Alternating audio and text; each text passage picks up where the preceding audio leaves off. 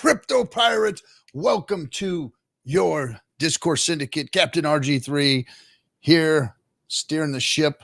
I got my sound on. I got new headphones. The headphones are awesome, man. These things are just badass. They didn't work last week. I had to wear the old ones, but these ones are working, and I'm stoked now. Finally got something about Chrome. They didn't want to hang with Chrome. Whoops. Let's close this. Got some weird windows popping up now. Hold on a second. There we go. Well, anyway, guys, happy end of sacrifice. Couple hours, it's going to be all over. Can't wait for it to be all over myself, to be honest. Now we're waiting for the launch of PulseChain, right? So let's say hello to everybody. Gosh, man, we got 125 people in here already. Serenity, so what's happening? COG, let's go, baby. Mudhog. Hey, Piston broke 555. What's happening, everybody? Hex 19 in the house. Hexander T-Bird. What's up? Wade Anthony. Hey, 7.6 billion sacrificed. Isn't it freaking amazing? Look at all this. Papa B's underling is in here. Uh-oh. We have an underling to Papa B. Wow. Wowzer. Wow, what a historic night. So we started on Friday night with the FN Hangout, and now we're ended on Monday night chatting with the captain. What's happening? Thomas Turner, Sig Hex, Hex Live, Crypto Gains Club. Hey, what's up, dude? Let's see who else is in here. Melv Tony, Bufo on the beat. I already sacrificed everything I had day one. After bills, I got $400 left this week. Sack one last time or save it. Buy a Hex for the snapshot. Who knows, man? That's up to you. Either way, I don't think anybody here is going to be hurting. Nardo, what's up, dude? Been a while since I seen you.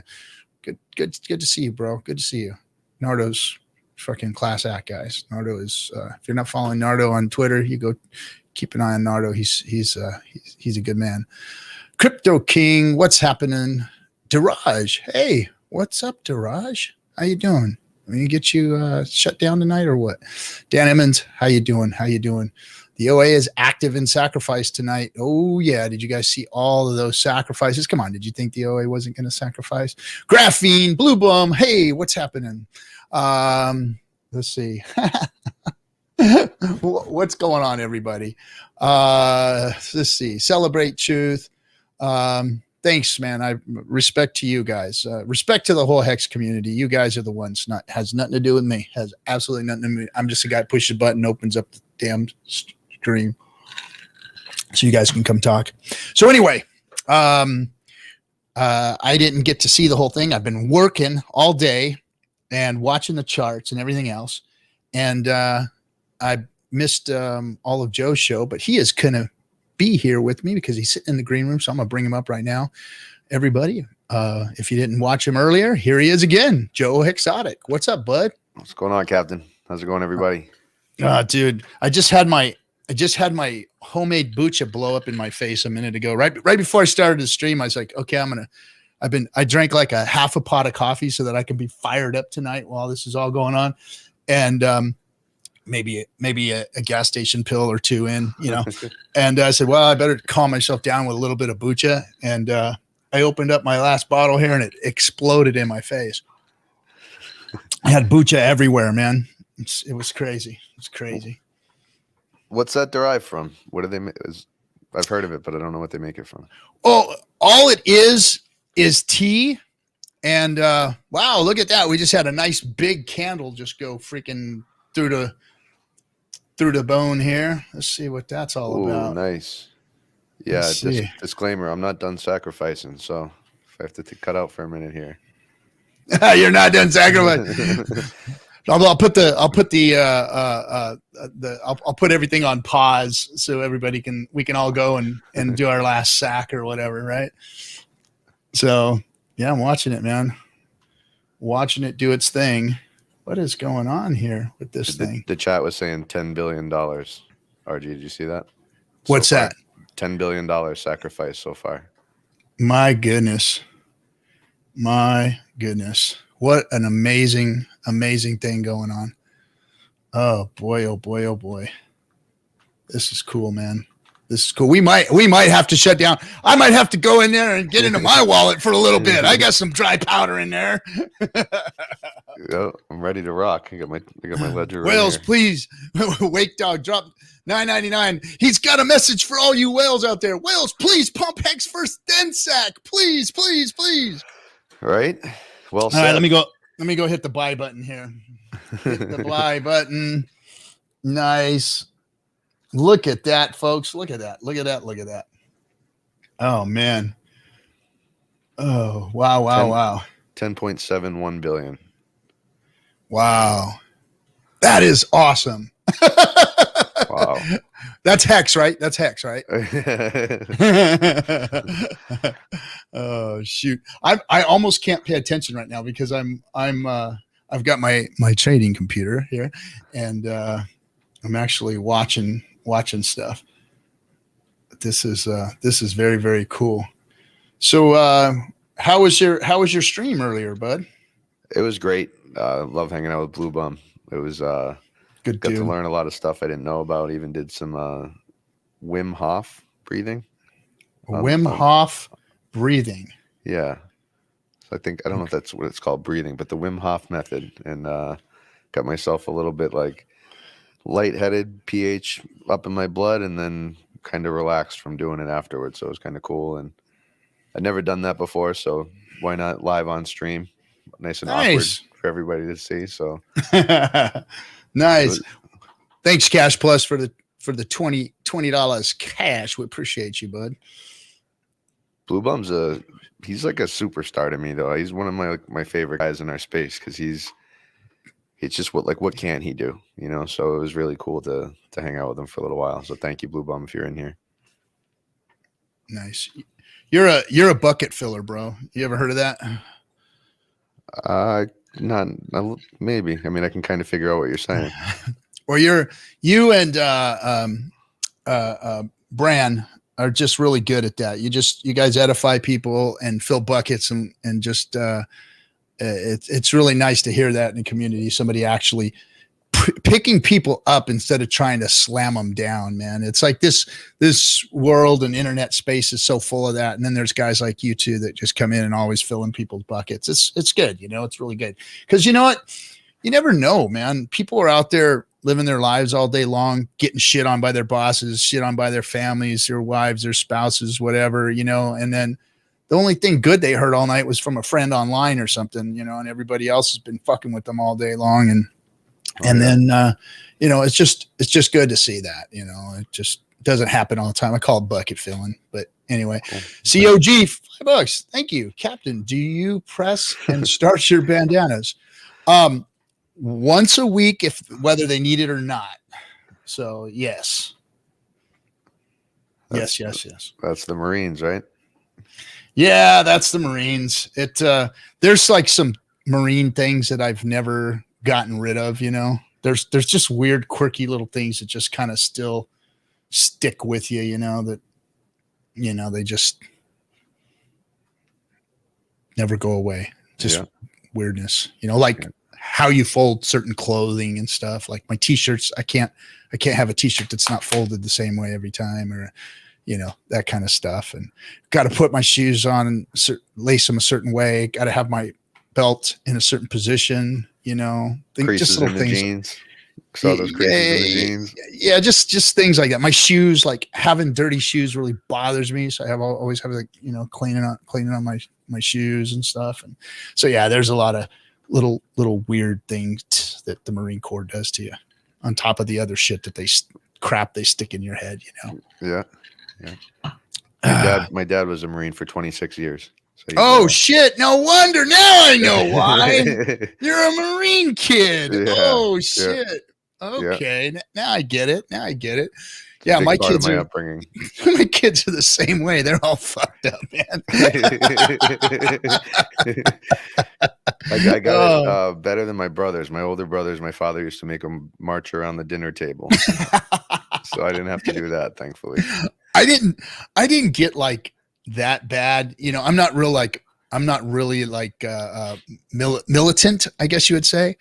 But I do have a Marine attitude, and it's, you know, a little harsh around here. Come punishment time or any of that kind of stuff. It's mind fuck the kids and shit. It's the Marine Corps teaches you how to play some serious games.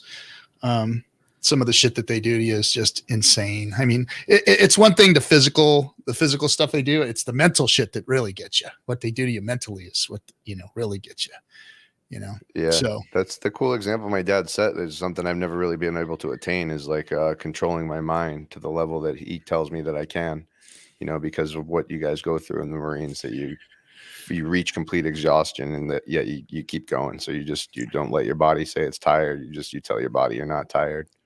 It's one of the important things. They break you down mentally, emotionally, physically, and then they make you perform at the peak. So they break you completely down to just rock bottom.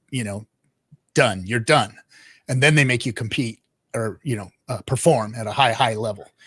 So that's the kind of shit that they do to you. They just crush you, and then make you perform. And then every time they do that to you, you kind of break through and like, oh shit, I could pull this off. I could do this. I could do that. And it's just these different levels of just achievement that you get. Like, fuck, man, I was dead, man. I just went 64 miles and then they pushed me another day. It's like, oh shit, Yeah. It's insane what you can make your mind do, when you have to, when you absolutely have to. And that's what they do. They teach you to just keep breaking that limit. And people think, oh, Marine Corps, a lot of push-ups and sit-ups and running and marching and yelling and screaming, and they don't realize that part of it. That's like the real training is the breaking down of a human being to absolute nothing and total utter failure, and then making it perform again right then and there, life or death situation. And that's what being a Marine really is. I should add to RG, because my dad will certainly correct me when he talks to me.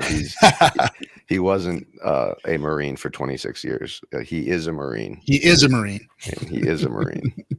Still, once a Marine, always a Marine. Yes. Like my family around here, on November 10th is Marine Corps birthday, and November 10th is steak and cake. And November 10th, my wife goes and she makes sure that I have a big, thick, freaking, bone-in freaking tomahawk steak, a piece of chocolate cake, and I come home for dinner. And that's, I get dinner all the time, but Marine Corps birthday, she makes sure I get steak and cake, and that's a awesome. Pretty cool thing around here. Yeah. So, yep, the Marine Corps is something special. That is for sure. For sure. All right. I'm still 12.3. Sorry, RG, 12.3 billion.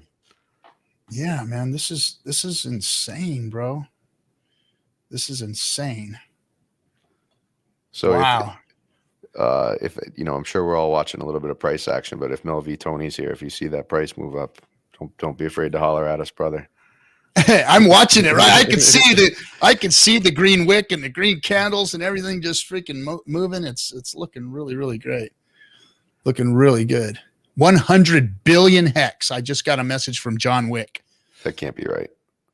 100 B hex. Oh my God, 100 B hex. Hold on a second. I got to pull something up here.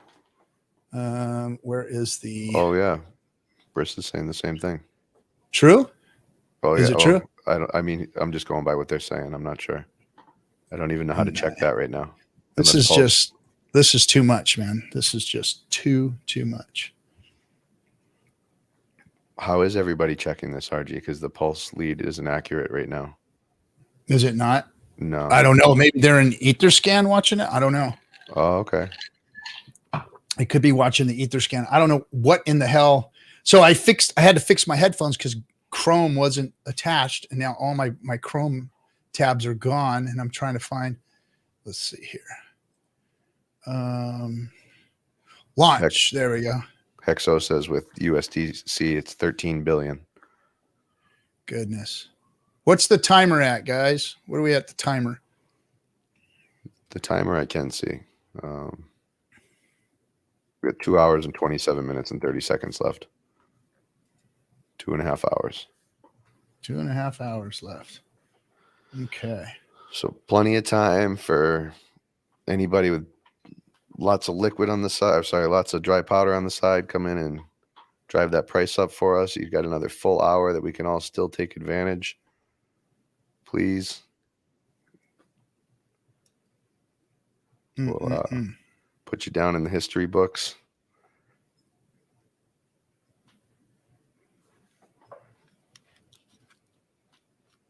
All right. All right.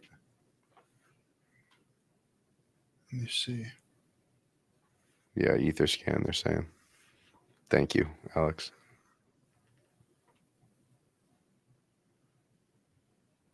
I don't know what is wrong with 1 inch. I'm on 1 inch right now, and I've got.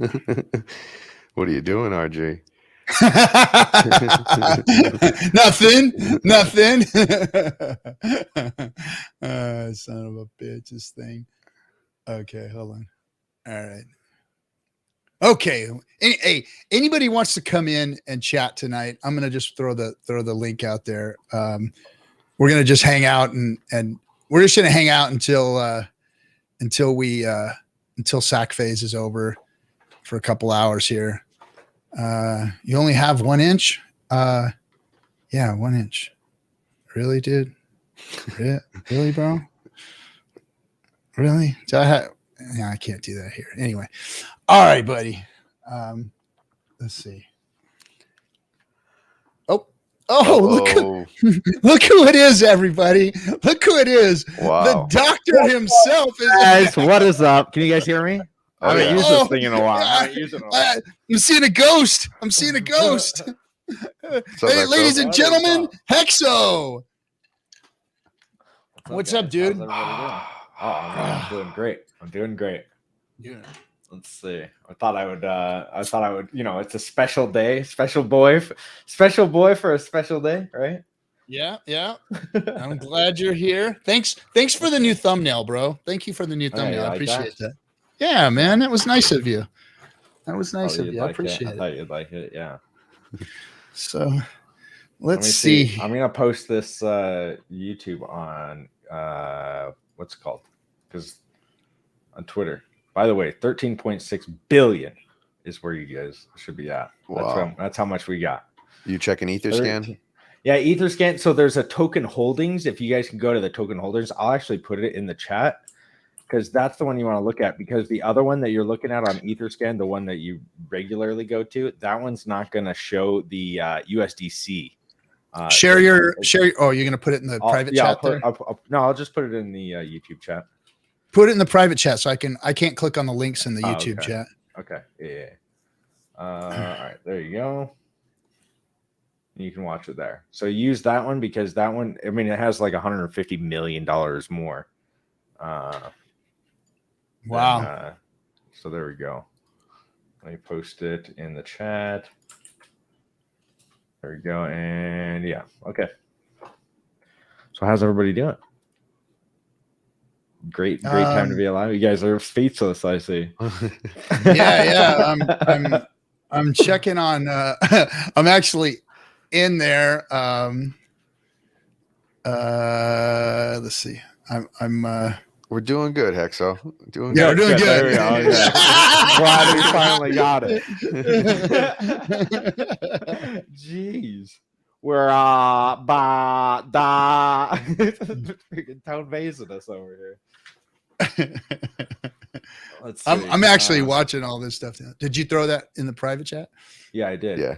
You guys not see it? No, it's my internet. I might cut out. Not on purpose. My internet's been so screwed. I think I got to buy a new modem because I had to restart it 6 times today. It'll shut off. So, really? Yeah, I don't know what's going on. What a night, huh? What a night for it to do that. Yeah, exactly. Well, yeah. There we go. Okay. We're still good. Good link and good time to jump in the stream. Yeah, Crypto Footsteps. I mean, what a great time. I mean, we're above 12 cents now, right? So that's good. 12.1. I've been bummed out. I've been crying myself to sleep when we go to below 11. By the way, 17.8% has been sacrificed. Only 9.5 is staked.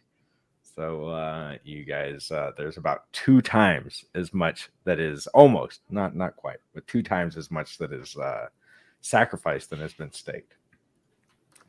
Also, $150 million in USDC. What's going to happen to the USDC when there's the fork and it's on both chains? That sounds like 300 million to me.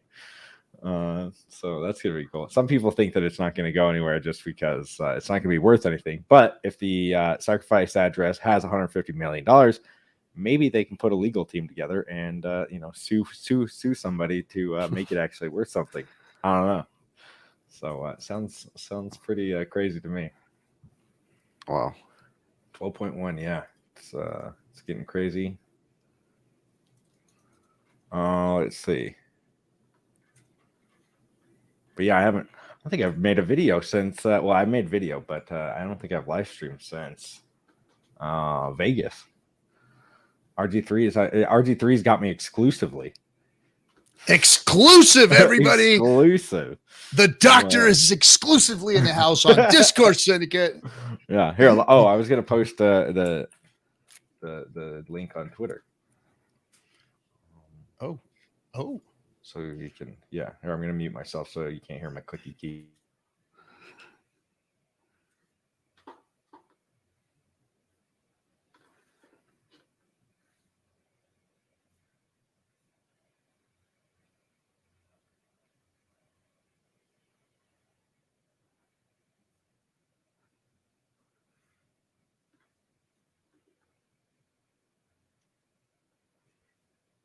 I would talk, but Blue Bum and I show is a little bit about awkwardness, so I'm trying to just revel in the quiet.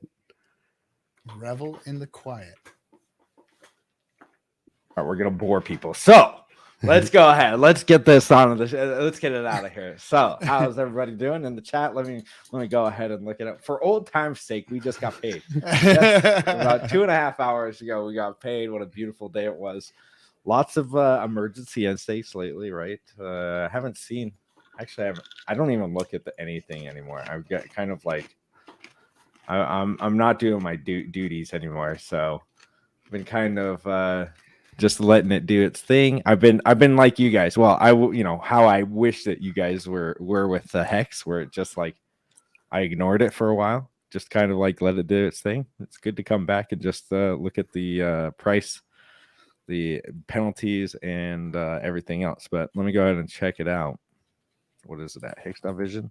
I don't even know the websites anymore. Hex.vision's a good one. Yeah, that's my favorite. I don't think anything else tells the penalties, right? I don't think so. Apex.win, but that's the same thing, right? Apex? Does it show penalties? Maybe not. I was looking at it yesterday. I had some stuff that I hadn't seen before. Oh, okay. So there's 2 million in penalties today, so not too many, but it's better than nothing. Glad people are emergency and staking. Pump my bag. So what do you get? What are we thinking here? Are we thinking that we're gonna get a pump today or what? I think so. Like, so we got the next hour and a half. 2.5.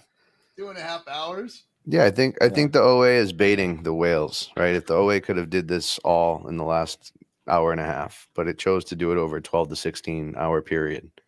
So it's given time to react. I also think that we're going to see some FUD, just like with the OA. People are going to FUD this as, look, he got all of his coins. He gets to sacrifice them, and he gets to keep his coins. And it's just like, okay. And like, we're going to see that, guys. So everybody, everybody already be prepared for it. And if you're on that team where you're going to FUD the price down, because I know there's some of you out there that are looking for a price dip, and you might not get it. I don't know if you will. I don't know what the price is going to do, but maybe you don't get it. And you FUD the price down because you don't like it, and just realize that the Hexkins might just not talk to you anymore. Don't take it personally, bro. You're just messing with our bag. So. Right? Yeah, I mean it's true. We've like people say, "Oh, you're in a cult," and it's like you can say that with anything, but I don't really like it when people are hating the thing that I have a whole bunch of my money invested in, and you shouldn't either, because it's like. Why? What is it doing for you? Is that being FUDding your price bags? Is that good for you? Is that good for anybody? Probably not. It's not good for. It's not good for the community because it splits the community. It Oh, it's Kinetics. It also Hey, ruins guys. your bags. What's up, man? What's up, Kinetics? Long time no see. Yeah. I Still, couldn't let Exo be alone with these guys in the room. I was scared what they were gonna do to him. Well, they just don't talk. They're like the creepy guy in the closet that just watches me. Exactly. Okay, I'm done. I made my red candle. I'm done. Oh, you piece of garbage. You take the shower right now. Look at that.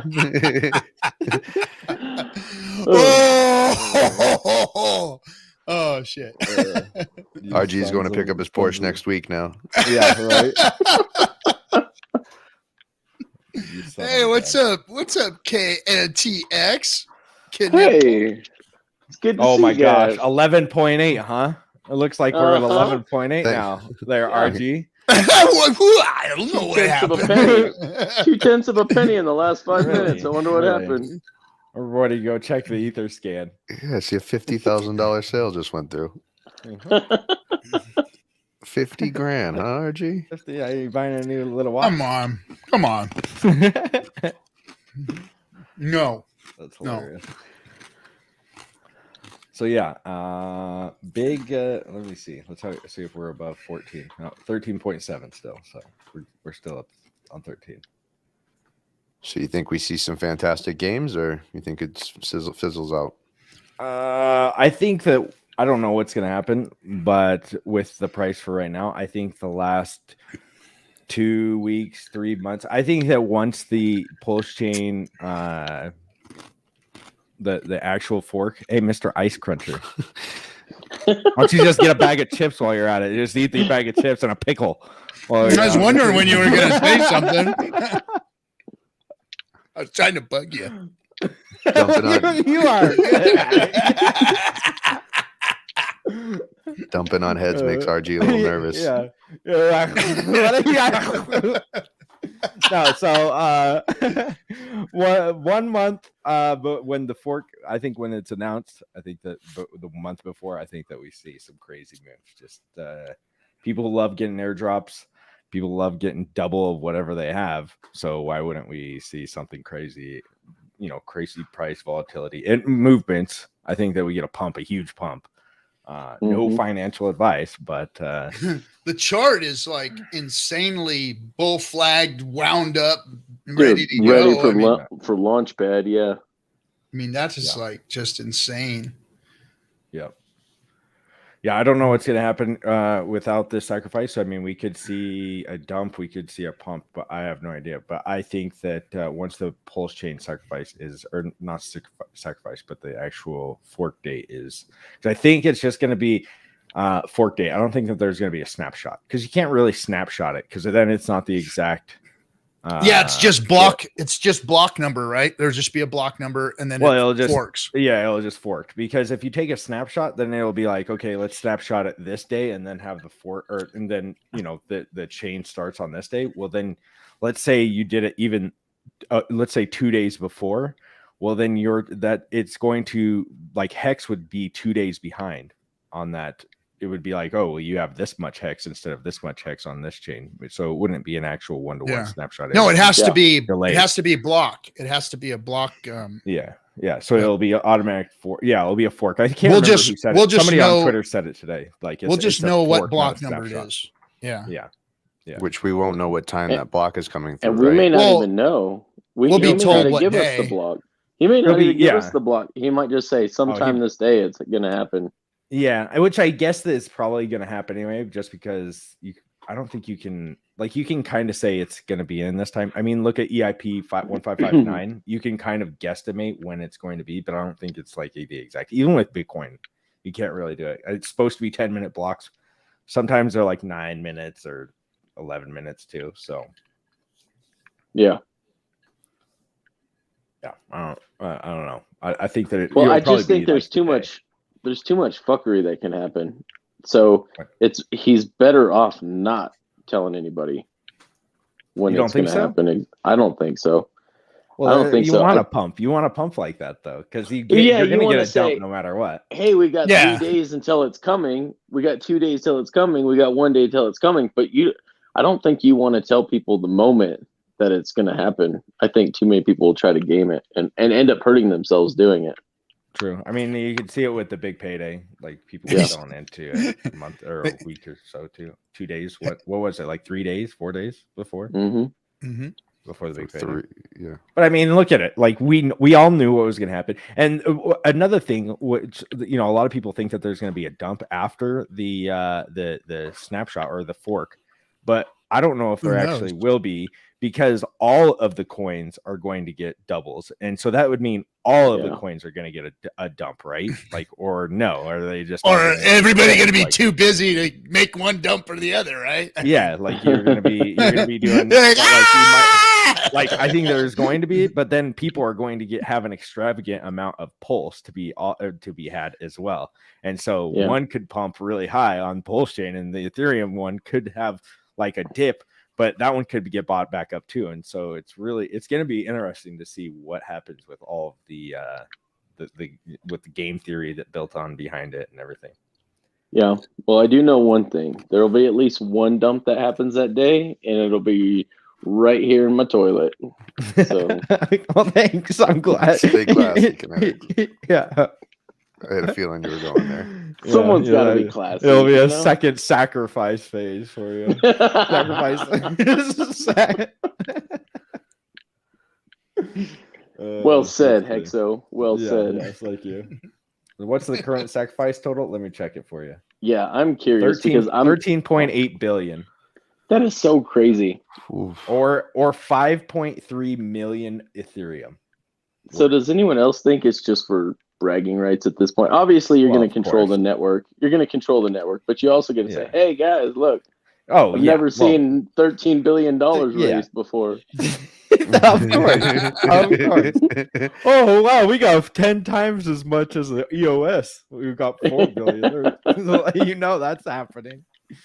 So yes, of course, that's what's happening. But hey, bragging rights are what Richard lives for, and I'm okay with it because it makes me richer. Me too. It always 100%. Brag away, bro. I don't care. You're making me this thing go up. I'm all for it. Every time he does something that everybody hates, we get richer. Yeah, exactly. Well, and then people talk about it more. I mean, it's all he has. Like, there's game theory within the token, and then he has game theory built in, like, people are going to in the social construct. Yes. Well, I mean, look at Telegram. You think that Telegram has that plus and minus, or I guess they don't do minus, but the plus theory we do where you can plus somebody and you can get points, and then you stay. Dude, I think I'm the second highest under Richard, so I was like addicted to it for a while. Like, I get as many points as I can. I'm like, what am I doing here? I got like 2,200 points on that stupid thing, and then I'm like, damn it, I've spent so much time in here just banning people. But it wasn't. You're out of here. But it was an education, man. You got an education doing it, Yeah, and it helped the community and stuff. So I mean, I gave away like 3 million hex at the time. That was kind of a oh my god, all the hex we gave away. I think about all of the tips and stuff we were given. Yeah, here's 100,000 hex. Yeah, okay. Yeah. Oh. I never got any tips. I don't know what you're talking about, Mr. IRS. There was nothing.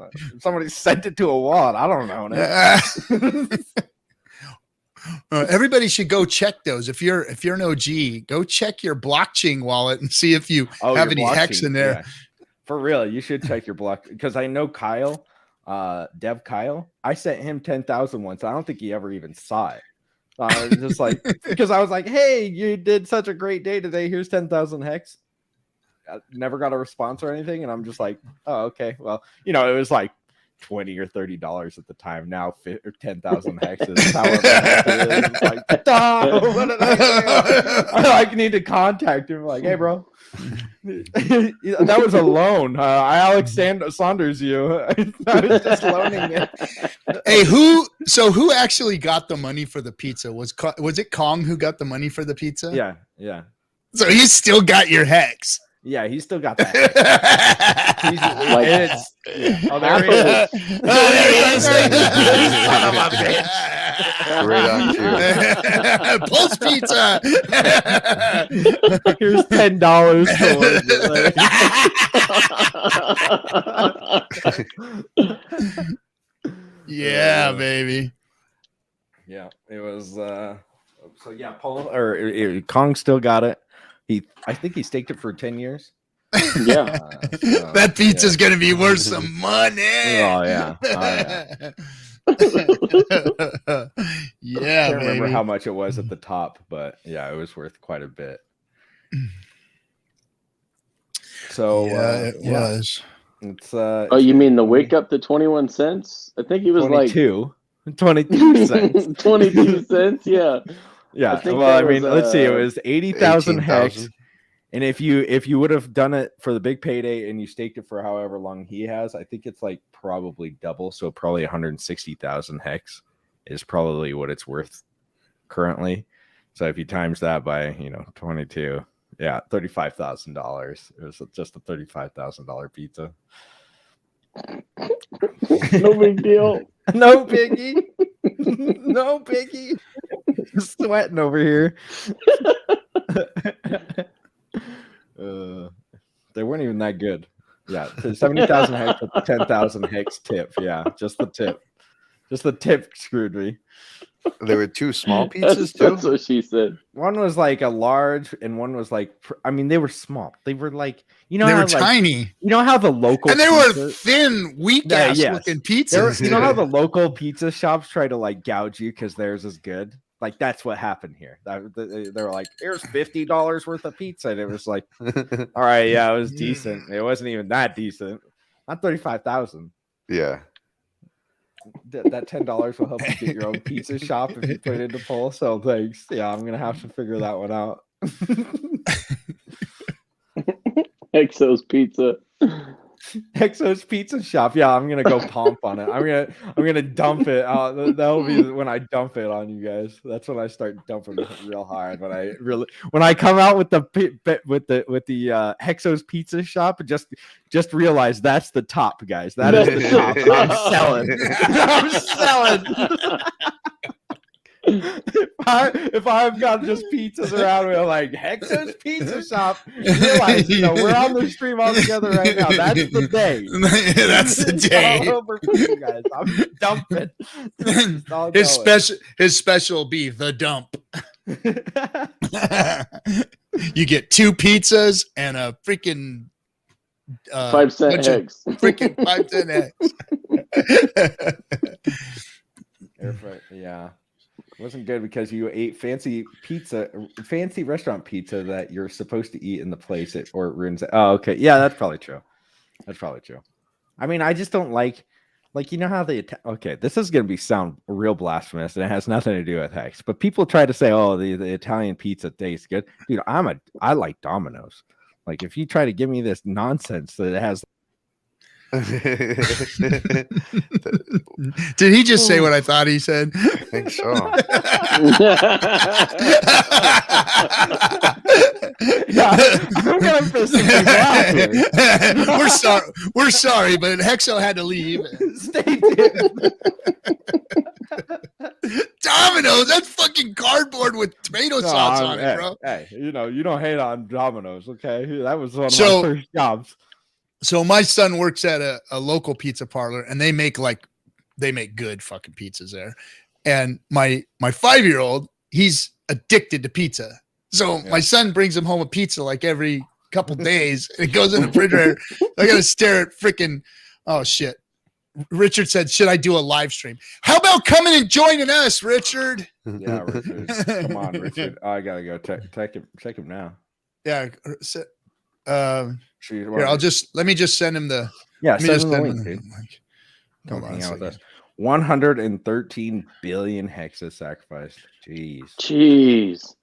Yeah, 60.5 billion is currently staked, but to put it into context. Hey, what's up, Marco? I told Richard no. I said maybe now's not the best time. them no, we don't want to watch your garbage. We'll be on for a couple more hours. 2 more hours. Well, then I'm he gonna said- have to go do a freaking thumbnail. What do you say? Okay, he answered. I think he's coming.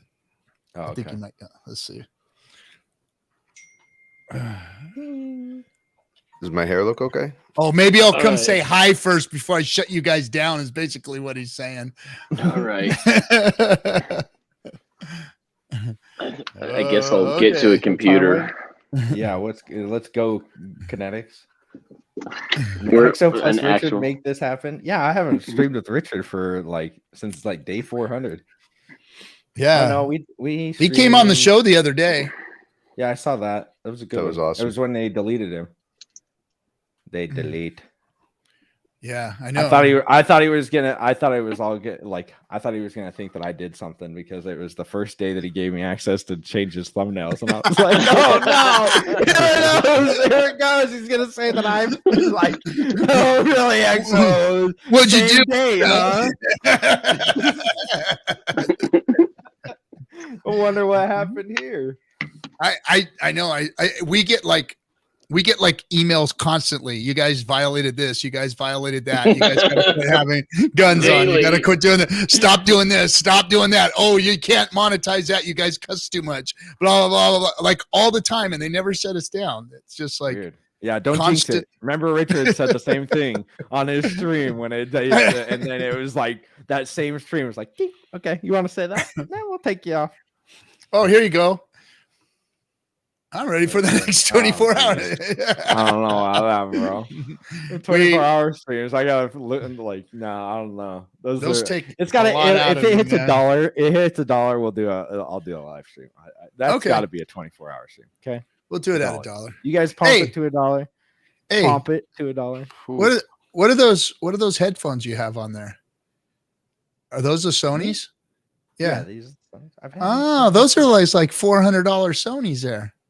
How does a guy with no job have a $400 pair of Sony headphones?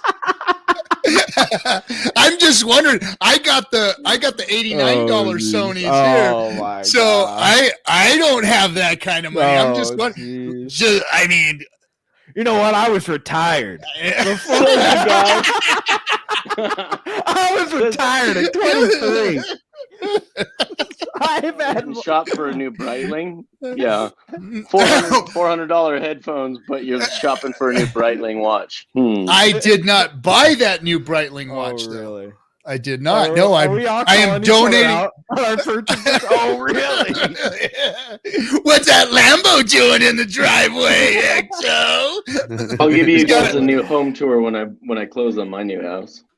He's got a All right. he's got a baby seat in the back of his freaking Lambo. See Hexo over there freaking buckling the seat up. No. Okay, I would never buy a Hexina. Lambo. I drive an Xterra, a 2005 Xterra with 135,000 miles on it, and I paid $5,000 for it. So, and my other car is a Honda Civic, 2000 Honda Civic. 150. Is this what it is? So Dorsey just said doing thumbnails for Richard pays off. I will let you know I have not been paid 1 cent for the thumbnails. I do them to pump our bags so we can all benefit, not to, Okay, 56 cents, 10,000x will be a good 24-hour stream. I think $1. Well, Richard said he's going to stream at $1 to do that. I don't know, 56 cents. That's like, possibly like next whenever the sacrifice phase or the fork phase comes out. So no financial advice. Seeing his red candles on the screen when he's streaming, he couldn't stream. yeah. No. I did not. That is not true. The lies are happening. All right. 2 hours left. 1 hour, 57 minutes. What's our total? Change the subject. Well, 13.7 billion. Wow. And no, I think it was just like you never put the link in the private chat, or you did? There it is. I did. Okay. Dude, Vince, what's up? Richard going live soonish. Did he say he was going to come on here? Yeah, he said he was going to come say hi first. Oh, okay. Wow, 113 billion. What? Oh, What? Hex, yeah. Hex. 113 billion Hex, yeah. Wow. $5.2 million or 5.2 million ETH. $5.2 million in ETH. Yeah, value of ETH. Yeah. Oh. Oh. What are you? Oh, jeez. Freaking rookie. Thanks, Kinetics. Why are you guys still on my phone here? Kick yourself. I Kick got your it. other thing. I'm gone. Yeah. Look at your I face. There we go. Just takes it. It was all right the other way, bro. It was all right. Yeah, I bet it was. I want to see my face, my beautiful face. Oh man, I'm excited, you Yeah. guys. This is a pretty cool ending. This is cool. Yeah, This is of cool, course. man. This is like big payday once Damn it, again. I got called out on my own shit. Okay. Like big payday once again. Just great times. Wait, what is the clicking noises? Who is that? Okay. Kinetics. Oh, Me typing? jeez. No, it's like you got a freaking. It sounds like a little tiny helicopter. Like you got like a little tiny helicopter in your. Are you sure that's me? Yeah. Type it is. again. So how many of these amazing nights have we had? It's been like there was big payday night. Well, there was guys, freaking You don't think that Richard has something ready for us after this? Like he's got this hype. The next 10 years is planned. In my opinion, and this guy's. I think we got the exchange coming out next year and a half. You know, don't forget the fund. you gotta have like this kind of like, oh, it's fun, or not fun. It's like, oh, well, now it's kind of the hype goes away, and then you get more hype, and then it goes away, and then you get more hype, and it's just like we just continue to get some hype until this is literally like a world currency that people, Bitcoin-ish, because Bitcoin literally has the halvening. So why not have something like that? But 10 years for the next 10 years, we'll have the halvening. Halvening. Okay. No, the halvening because we have it. Got it. We have all of it. We're taking crypto over. We've got to analyze. I'm going to analyze the video a little better, but I asked Richard if he was Satoshi the other day. Did you see that on stream? Oh yeah, that was incredible. He hesitated. I've never seen him lie before. That was the first time I've ever seen him lie. Wow. See, I don't think that Satoshi is one person. I think that it's a group of people, and it may be the developer that works with Richard is actually Satoshi, because nobody knows who the developer is that makes Hex, and he's extremely proficient in what he does, correct? And maybe extremely he talks so well about this guy. And some people think that Richard hasn't been in, he popped up around 2016, 2017 to do, that's when everybody kind of saw him. But if you look at one of the videos, I can't remember the actual video, but there's a video out there that at a Bitcoin conference, Richard Hart is with like two tuxedoed out dudes, walking around with a Louis Vuitton bag in 2014 in like a Bitcoin conference. And he's talking about something. I don't know. Maybe somebody that has something to do with Bitcoin or knows what's going on in the background would be hanging out with guys in the black suits and stuff. I've always thought that this was the plan. I never thought that for once this was just we're gonna fork ETH because they're mean to us. I didn't think that was the case. No. I did not. I thought, well, I'll have an excuse and then we'll fork it when it's time. But first we're gonna come out with a coin to beat all coins. Yeah. And then we'll launch our chain. Well, we're actually gonna just steal ETHs and then we'll well, exactly. Well, you get the hype from the ETH crowd, because if he would have forked off into PulseChain, first off, nobody would have came over.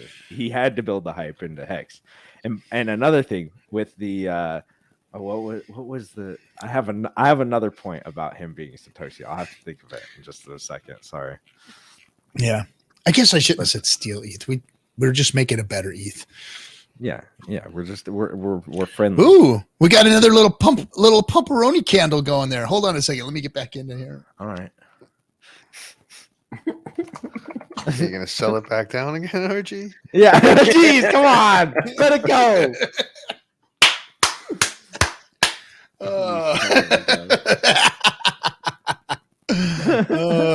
I'm just kidding, guys. I'm just playing with you. That red candle just happened to happen. Let's see. And Hexaco is just happened to happen.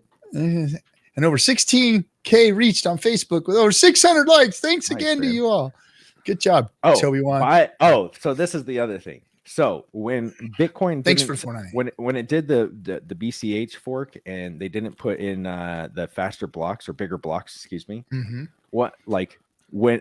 That's pretty much when Richard said screw it, screw Bitcoin, and they got taken over by corporate entities, Blockstream, and then Richard was like, "Oh, I'm gonna go start my own coin." About the same exact time, right? So once Bitcoin gets taken over by a corporate entity, our G3.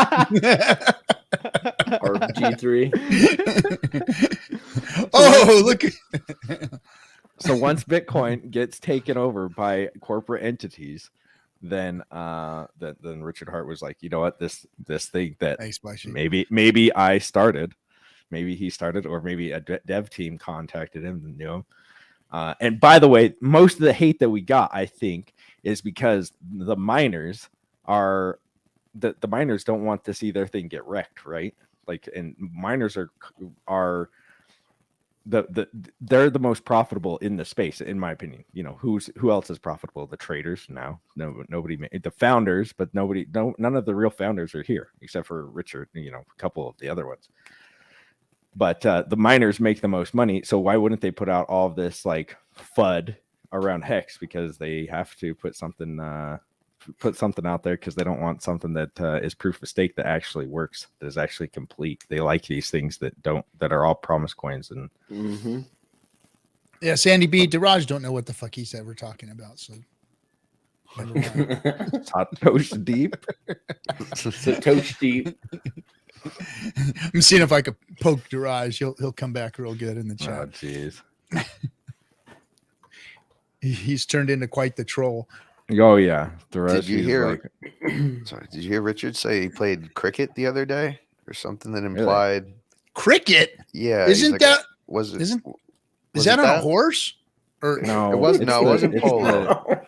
That's polo. Oh, I thought cricket was on a horse or some shit. It's I don't know what the fuck you white people do out there. It's like sports. It's like baseball. It's like baseball British guys for Indian people. that aren't good at baseball. They it's an Indian thing. Oh, for okay. English and Indian. Yeah. Oh. Well, when they conquered India with a flag, they brought the sport over with them. So yeah, because when I went to what India, is cricket? They were like, it's like baseball, but it's like what? It's baseball, but you. Oh, I remember what that one is, and they like run and they got a paddle and they run and they hit it with the stick, and then it's like soccer baseball or some shit. I don't know about soccer, but well, that's what it looks like. It looks like some weird kind of soccer hockey, baseball. Like shit. baseball. It looks like baseball. Yeah, I seen it, man. This fucking baseball. So that made me think, wow, Richard soccer. has tight with England.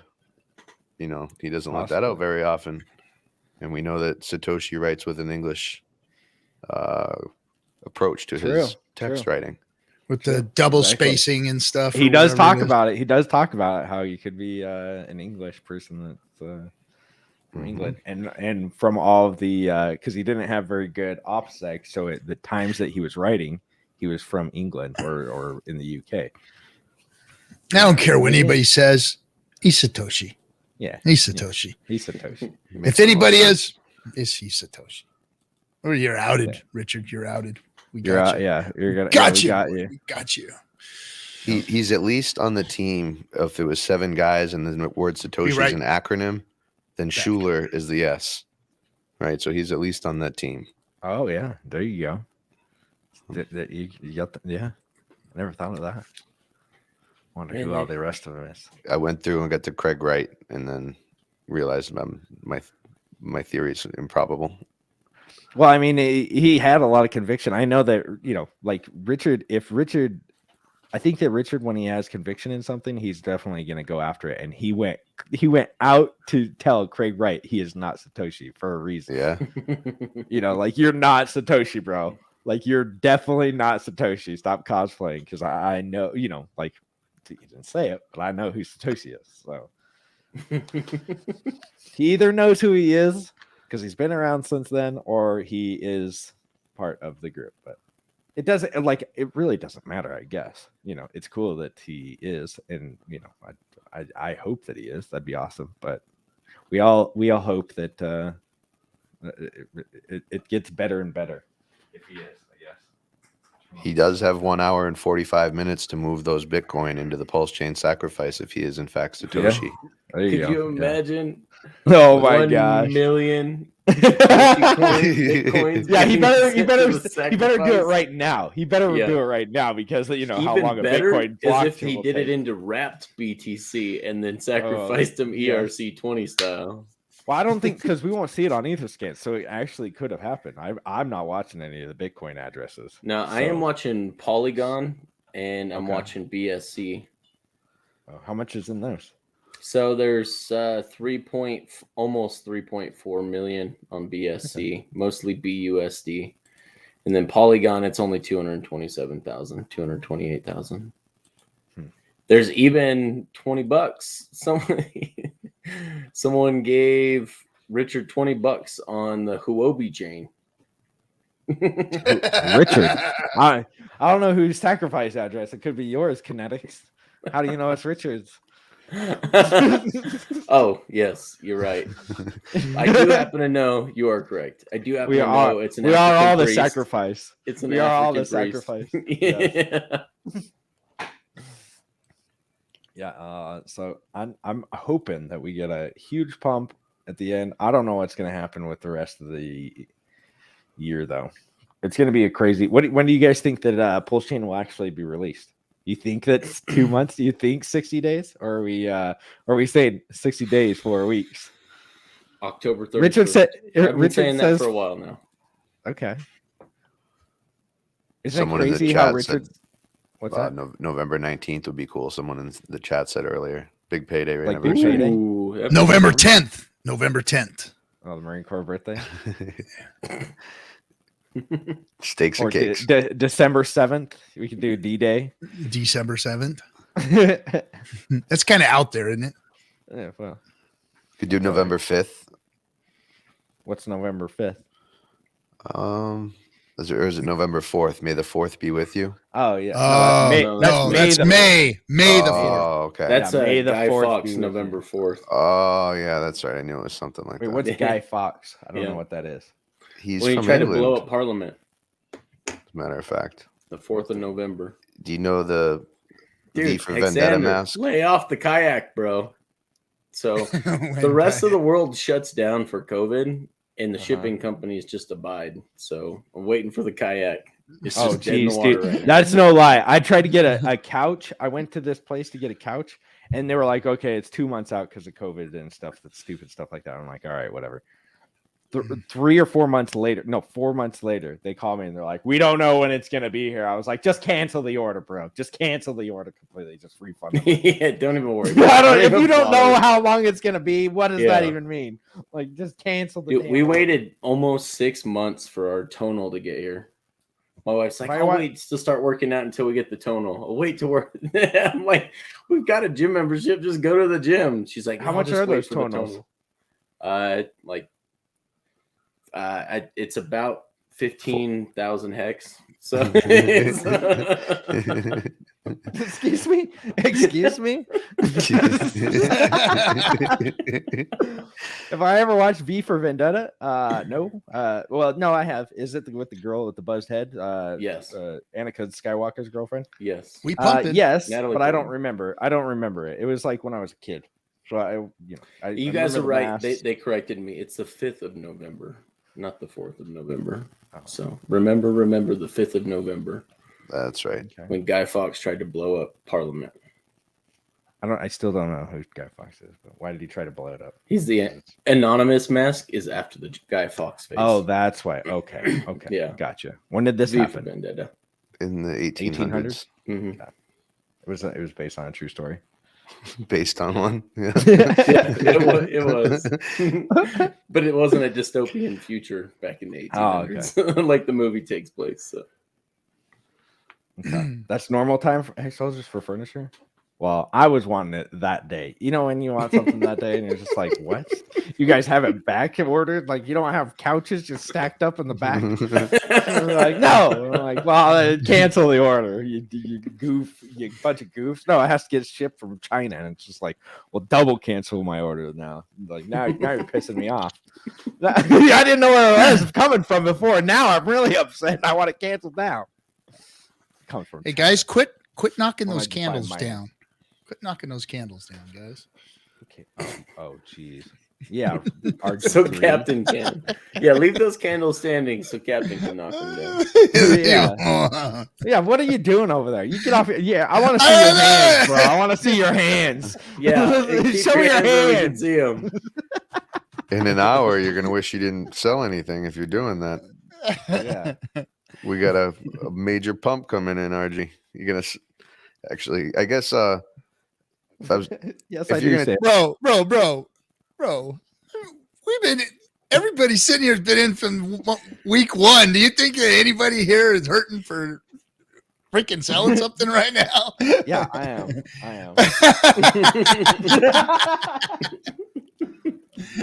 I don't need to sell anything. I'm actually sacrificing the last 30 minutes. I got to sacrifice. So everybody remember that I got to sacrifice the last 30 Well, we're minutes. watching. I've got the time board sitting here, beeping away. Okay. 1 hour, 40 minutes, Wild. and 48 seconds. All right, Pie Wild. I will watch it. I remember when COVID was like, can I still say it? I don't know. I haven't been on YouTube for very long, but We'll find out. Go ahead. Go ahead. Just Go ahead and experiment on this. what was that movie that Richard told everybody to watch? And it was like, this is like parallel to COVID because somebody said that it's like COVID. Oh, Pie Wild said, was that can't remember Outbreak the or movie. whatever? Oh, Yeah, Outbreak. yeah. Oh, it was an awful movie. It was so boring. I was like, Oh wow, really? oh, like it was that. awful. You liked it? Yeah.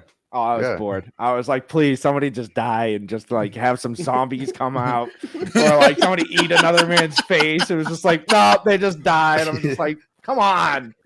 I thought there was gonna be like some real outbreak, like some baboons were gonna come like running. Oh, the fence or Contagion. something. That's what it was. Contagion. That's Contagion. What it was. Yeah. I like both of I those. wanted, Yeah. I wanted it to be like some song. I wanted people to turn into zombies. Okay. Raj says it's okay, Hexo. Technically, this is Hexo's channel. Yeah, actually, yeah, it is. It's under my email. This was actually Hexo's like gaming channel. We still got like I had to hide them, but he has old videos from him gaming on here. Yeah, what me and Hexcom think. And thank you. No, Dex, this for was talking to before me. the videos you did. This were before videos. Oh, really? Yeah, they're like old. You've got like 3 or 4 old videos. I should show those. No, don't show this.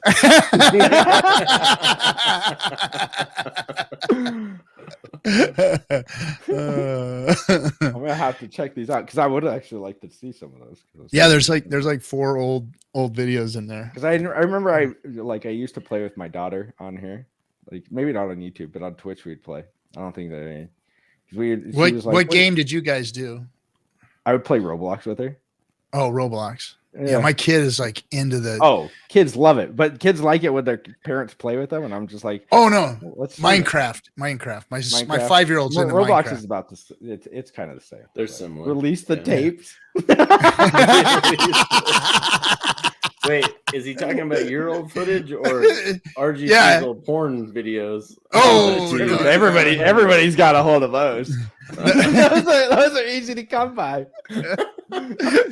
Wow, they're that easy for you? Yeah. That creeps me out a little It bit. goes with the pirate scheme. You have seen the videos. Oh yeah. Oh, hey, Marco. Thank you, sir. Extremely grateful for this community, each and every one of you on stream chats all over. Thank you, my family. Thanks you and my future generations to come thank you. Oh, your family watches the show. We'd like to apologize. Discourse Syndicate would like to apologize to all the family members out there at this time. Oh, man. Final countdown. Yes, Hex Monkey. The final countdown. What a beautiful. We can't do it on this one because I don't want to get your guys' channel shut down. But we could sing it. Final countdown. You guys do that. You guys do the synth. I'll just sing. I'll do the ghetto version. Richard's not coming. He said he's got to do his own thing, guys. He doesn't have time for us. Yeah, he's got a bunch of stuff to sacrifice right now. Well, we're just gonna do what we usually do and pull them up, and we'll play it from here. Okay. And we'll give commentary. That's a good idea. Yeah. Sorry to ruin it for you guys. He saw I was on here.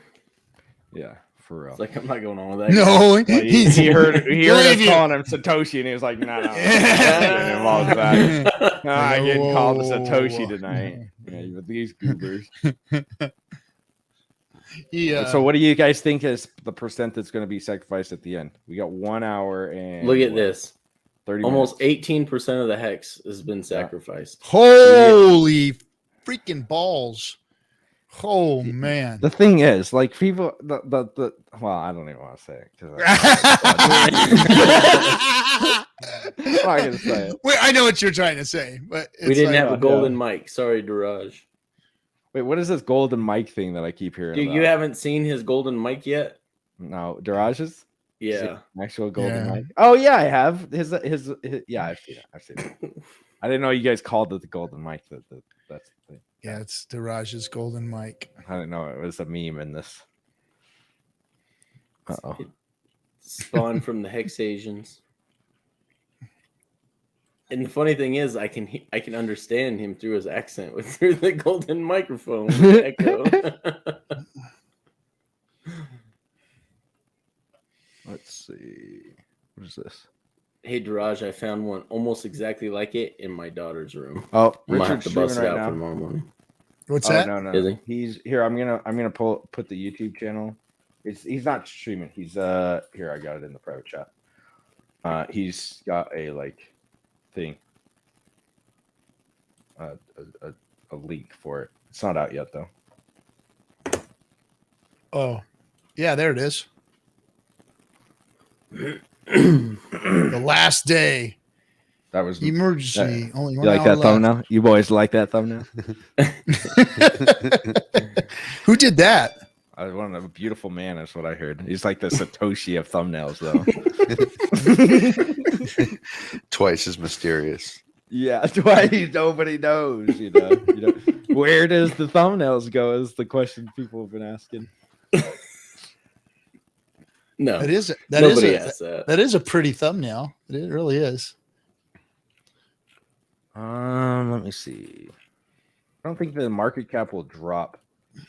But yes, we are at about 69 billion. But it's not going to drop just because it's still circulating supply. Hexcom. Well, yeah, here's the beautiful thing about the game theory behind Thanks, this. crypto. There's a whole hell of a lot less hex that's going to be after this sacrifice. It's going to be available to sell on the open market. Yeah.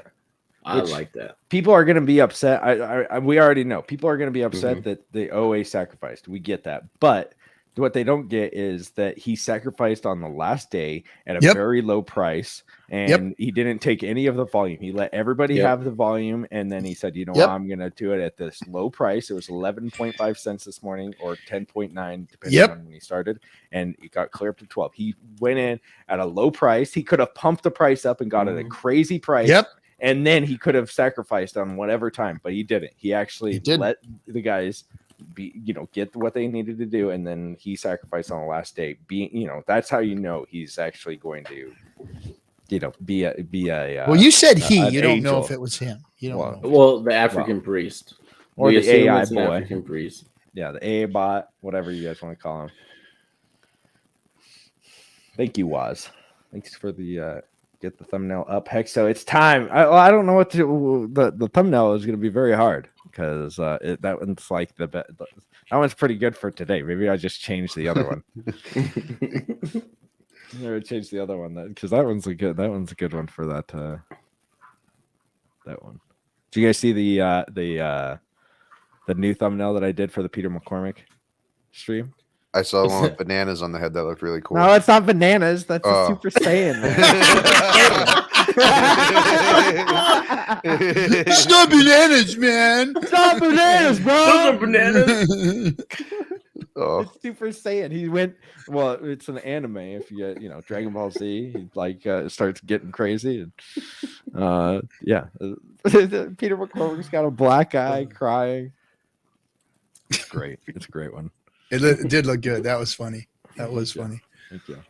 I liked it. So I'm going for clickability. I'm going for people clicking. So look at that. You know what? I'm just gonna sacrifice. Well, I'm not gonna sacrifice it now. Now everybody's gonna be watching. It's like, oh, wait a second. That's another greenie there. There's another greenie there. You know what? I'm gonna go ahead. So nice. Yeah, I don't know where. Did you guys use the Staker app to sacrifice it all? Yeah, I did. I did. That was great, man. I did my sends donation from there too. I did my sends and I did a sacrifice from there early, and it was freaking cool, man. It was you could do it to sends through there. Yeah. You could do your sends donation from there, and you can do your sacrifice from there. So I did one there, and then I did one on another wallet. Oh yeah, you can do it. I forgot that. Because you have to contact them, right? Well, you have to sends that email. You send the email, and just the typical email that you fill out the form and all that, and send it to them, and then you just let them know what address you sacrifice from, and they do the same thing whether it was from a MetaMask or from the Staker app. Because I did donate to sends, but I donated like real dollars. So what? Oh, I did ETH. I just switched it over to ETH, and then send. Okay. You could send ETH to them. So you could send like $50 of ETH or USDC just in case Steph does a future airdrop and makes that one of the parameters where you get more. True. Because he built a feature. He did say that he wants to do special things for the community. So who knows? Yeah. Who knows what he meant by all that? So if you haven't sacked on Staker, man, you might want to go over there and sack a little bit on Staker. Oh, because hey, come on. If anybody's ever done anything for the community, it's been Staker app with Steph and Firebun. They really freaking came through and pulled off. I mean, my son actually he does all of his business on Staker. He actually he left on the last day to sack the first phase that he wanted to get in, and he was leaving to go stay with his cousin, and I was like, "What are you doing, dude? It's your night." He's like, "Oh, I'm just gonna do it for my Staker app." So I was like, "Oh, that's kind of cool." Yeah. So he left and didn't care. Yeah. But my son has onboarded more people than I have. He has turned a bunch. I'm real proud of him. He has turned a bunch of these Robin Hooders into hexagons, and that's awesome. Yeah. Yeah, and he's embarrassed of his dad. He doesn't even tell him. They're like, "Hey, have you seen that old pirate dude?" And I said, "Did you tell him?" He's like, "Fuck no, I ain't telling them who you are." He won't tell his buddies that his dad is the. He's live now. He's live. Oh, okay. Let me pull it up. Hold on a second. Everything is going very well. Launch phase. Turn the sound on here. Sacrifice phase. I can hear it. You can hear it? Yeah, I could hear it. But you gotta press play. Oh. It's coming to an end. What's going on? I can't hear it. PulseChain.com. You can see Can you hear it? The timer. Yes. And the timer right now. Everybody can hear it but me? 28 minutes. Joe? That's it. You muted. Imagine They're that muted. You were there when they're both muted. Bitcoin was being thought of. I didn't mute them. They muted themselves. Coming into life. Imagine you were there when Ethereum well, I can hear it. Was coming. Maybe to just. life. Oh, I don't know. Let me see if everybody can hear. Can everybody hear Richard out there on the comments? They said we hear it. Oh, shut the So fuck up. if you're okay, watching, I'll just be quiet. Sorry for being exhausted. I don't remember the last time I've slept. The time sensitive thing isn't me talking to you. The time sensitive thing is PulseChain.com. So I would suggest you go there and then watch me after. Otherwise, if you watch me first, you might run out of time. For you guys that have already handled your business and you know what's going on, so far the reports I've got from the Sens Foundation are that they've received $27.5 million into their bank, which is a 10x increase over the most common amount of money they get in a year. So that puts them 10 years ahead of the game, more or less. Hopefully they can save our lives. If they can't save our lives, maybe they'll save our kids. If they can't save our kids, maybe they'll save our pets. And if they can't save any of those things, somewhere down the road, this good science and technology will benefit someone related to you. The sacrifice phase is going good. Seeing a lot of things going in there. I'll probably look it up while I'm on the stream here because the numbers are big and cool. What else? As far as testnet goes, still fighting it. You know, takes multiple weeks to synchronize a. No, I can't hear it. Hey, RG3, shut off the you muted it. Which is coming in about 2 days. Trying to make it louder. Hold on. Which introduces something called EIP 1559. Some people feel is contentious because it reduces the miners' payouts. Sometimes when you do that to miners, they get angry and they fork you. So, you know, they're trying to include protections in there to fight back in case the miners do something. So it's work to get those last minute kind of hacks that they put in there into the test net. If the fighting is too hard, massaging it, then I'm just going to suggest we don't go all the way back with an archive node, that we choose a snapshot more recent in history, like 2 years instead of 5 or 6. And then that should function pretty well for testnet. And then you can iterate and have a second testnet. On mainnet Ethereum, you've got Rinkeby, Robston, multiple testnets. Works fine. They're for testing. So full speed ahead.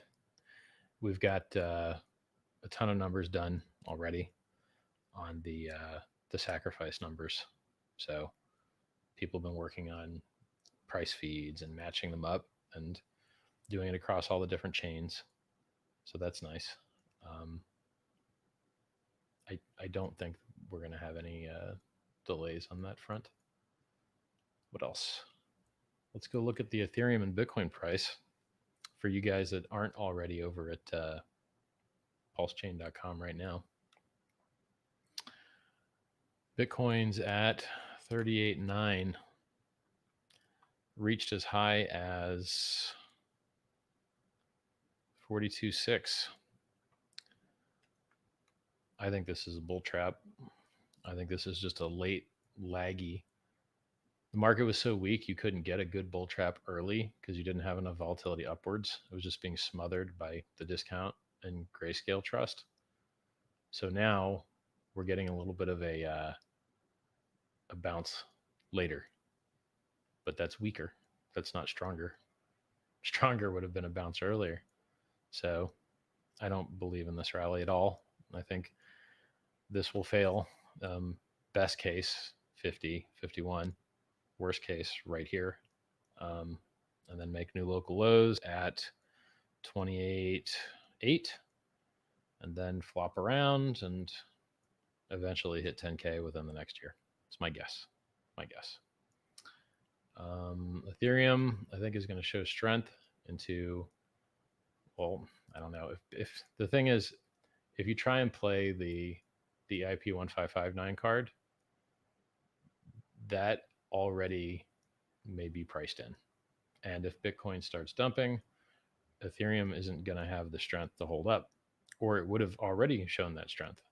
Bitcoin dropped 55% from its all-time high, and Ethereum dropped 65%. Where was the strength? It doesn't have it. Maybe one day it will. 2021, it doesn't. So combine that. So when you have a potential bull trap combined with negative a discount on the Grayscale Trust coins, you can go buy them cheap from Grayscale instead of buying the real ones on the market. And you have a buy the rumor, sell the news event where people bought up the price. I mean, in the last, Ethereum went up. Can barely see. Ethereum went up 33%. No more. Dude, come on. I'm so tired. I can't use the mouse. It's rough. Ethereum went up 45% from, well, that's Bitcoin. Oh boy, am I tired, homies. Maybe I'll take some questions from chat. Well, no, I'm going to finish my point here, no matter how tired I am. I think you have a perfect storm for bull trap. And I think you have a perfect storm for Ethereum getting wrecked a little bit harder because people bought the rumor and plan to sell the news on the EIP 1559. And God forbid there's any type of contention with a fork where the miners don't like getting paid less, so they fight back. You might get extra dip. And to tell you the truth, if you look at the charts, Bitcoin's even showing relative strength versus ETH. So it's making, so Ethereum, because of this little pump for the fork, I think, it's showing relative strength against the Bitcoin pair. So, it broke out of its like triangle to the upside. But going up versus Bitcoin doesn't matter when Bitcoin could go down versus the dollar in excess of how much you gained against it. So in the end, the only trading pair that really matters is the one that can pay your rent. So the US dollar real price is the price chart that matters. And I have to tell you, one, if you trade, you're going to lose all your money. If you trade with margin, you're going to lose it faster. But two, if you're trading altcoin pairs, altcoin versus altcoin, it's very silly. Very, very silly. You could have bought Bitcoin at $1 and wrote it up 65,000x to 65,000. But if you traded an alt pair like the Ethereum Bitcoin pair, let me tell you how pitiful. Let me tell you how pitiful that pair has been. So Ethereum has outperformed Bitcoin by 3x, but Bitcoin has outperformed the dollar from the COVID dip by 27x, 9 times better. So for the same amount of money, you could have made 9 times more buying the BTC USD pair instead of the ETH BTC pair. So I truly do not understand why people don't enjoy the free extra leverage and free extra profit of choosing the faster horse that runs farther over the dumb alt pair that is never going to do 1,000x ever. You're not, Ethereum's not going to go up 1,000x versus Bitcoin, no matter what, no matter how bad Bitcoin is, no matter how good Ethereum is, it's not going to go up 1,000x versus it. Never. But versus dollar pairs, you can go up 1,000x. So people that trade alt pairs, I don't know what you're doing out there. Brainless. No. So when I was saying showing relative strength, here's a funny thing. I mean, I hope you guys appreciate this stuff that I'm teaching you, because there's no one else that is going to teach you this stuff. It's just me. The most horrible thing that could happen to a trader is a broadening horn. So here's what happens. If you're, and I'm going to reverse this so you guys at home can see this. A broadening horn means that you break the local low. Everyone has their stops just below that bottom of that candle, because they figure if it can't hold that as support, well, it's going to dump farther, which the market hasn't been doing. What the market's been doing for the last couple months is to break the local low, capture the bid or capture the liquidity of the sellers at the bottom there, and then take it back up past the local high, liquidate all the shorts up there, force them to sell, and then go back down again and do the same thing over again. And you're basically clearing everybody's stops on both sides of the range. And in this horn, the longs are getting liquidated at local lows, new local lows. The shorts are getting liquidated at local highs. And it's a market maker's dream because it's trading in a range. Everybody's getting liquidated. You're getting extra volume for free, and something that's otherwise just kind of ranging between 30 and 40 for 3.5 months now. Now, is that bullish? No, it's not bullish at all. Going up in a parabola is bullish. Falling out of the parabola and being down 50% still. Guys, we're still 50% off of the all-time high, aren't we? What's 65 divided by 2? Well, okay, not half. We're down today 41%. So we're still lower than the biggest dip we ever got in 2015, 2016, 2017. There was no dips over 40%. We're still sitting in a dip lower than 40% now after we've waited for 112 days. It's 4 months. So if you had to wait 4 months for Bitcoin to get back up, I don't think it's getting back up. I think we do our 85% dump like we do every 3 years or 4 years. Let people sell the bottom. Let Michael Saylor see how he feels about those big loans that he got. Let Elon Musk think about what it's like to buy the top. These guys talk trash about Bitcoin while I supported it. These guys demonized Bitcoin while I had a huge collection of it. Then the price runs up and runs up and runs up. They barely understand the technology. Truthfully, like Elon was surprised. Oh my God, this uses electricity? Is that possible? Yeah, Elon, it uses electricity. You didn't know that? I'm going to check the audio for a laugh. Pretty sure it's on, but just in case. Just in case, guys. By the way, hit like, hit subscribe, hit the bell, and all that stuff. I got to click my own stream to hear myself here. Yep, I'm there. Cool. So, Michael Saylor bought the top. Elon Musk bought the top. And they don't understand the technology. And they got in. I got in 2011. Elon Musk got in 2021. I've been in Bitcoin 10 years longer than Elon Musk. No, is that math right? Maybe 9.5 years, something like that. Well, where was he the whole time? Doesn't make any sense. So these guys that are really smart at other things, other businesses, they don't know much about crypto. I mean, you got Elon Musk on television promoting a fork of Litecoin, which is a fork of Bitcoin, with no development whatsoever. None. Called Dogecoin. I think maybe $750,000 of Dogecoin has been sacrificed so far. At pulse.info. Why would a technologist promote poor technology? Why would a technologist promote something that doesn't have development behind it? Why would a technologist promote a copy of a copy that's worse than the copy? It's not progress. You see, you can improve things. So you could say the Corvette is like a knockoff of the Ferrari because it's mid-engined now. But I guarantee you that mid-engined Corvette now will annihilate any of the Corvettes that came before it for the price point because it's progress. So to promote a fake copy of a fake copy with no improvement whatsoever and then watch people lose their life savings over it, I find that to be immoral and disgusting. Now Elon Musk is trying to do good things for the world. He makes the world's quickest, safest car. I appreciate that. He's trying to get us, onto electricity off of polluting the environment. I appreciate that. I don't really care about the multiplanetary species thing because I'll be a rotting dead piece of meat before that comes into play. I'd rather work on the meat stuff so that we could be around together to solve the space problem instead of just dying and being like, hope it works out. Why don't we, survive a little longer and then we could fix more problems.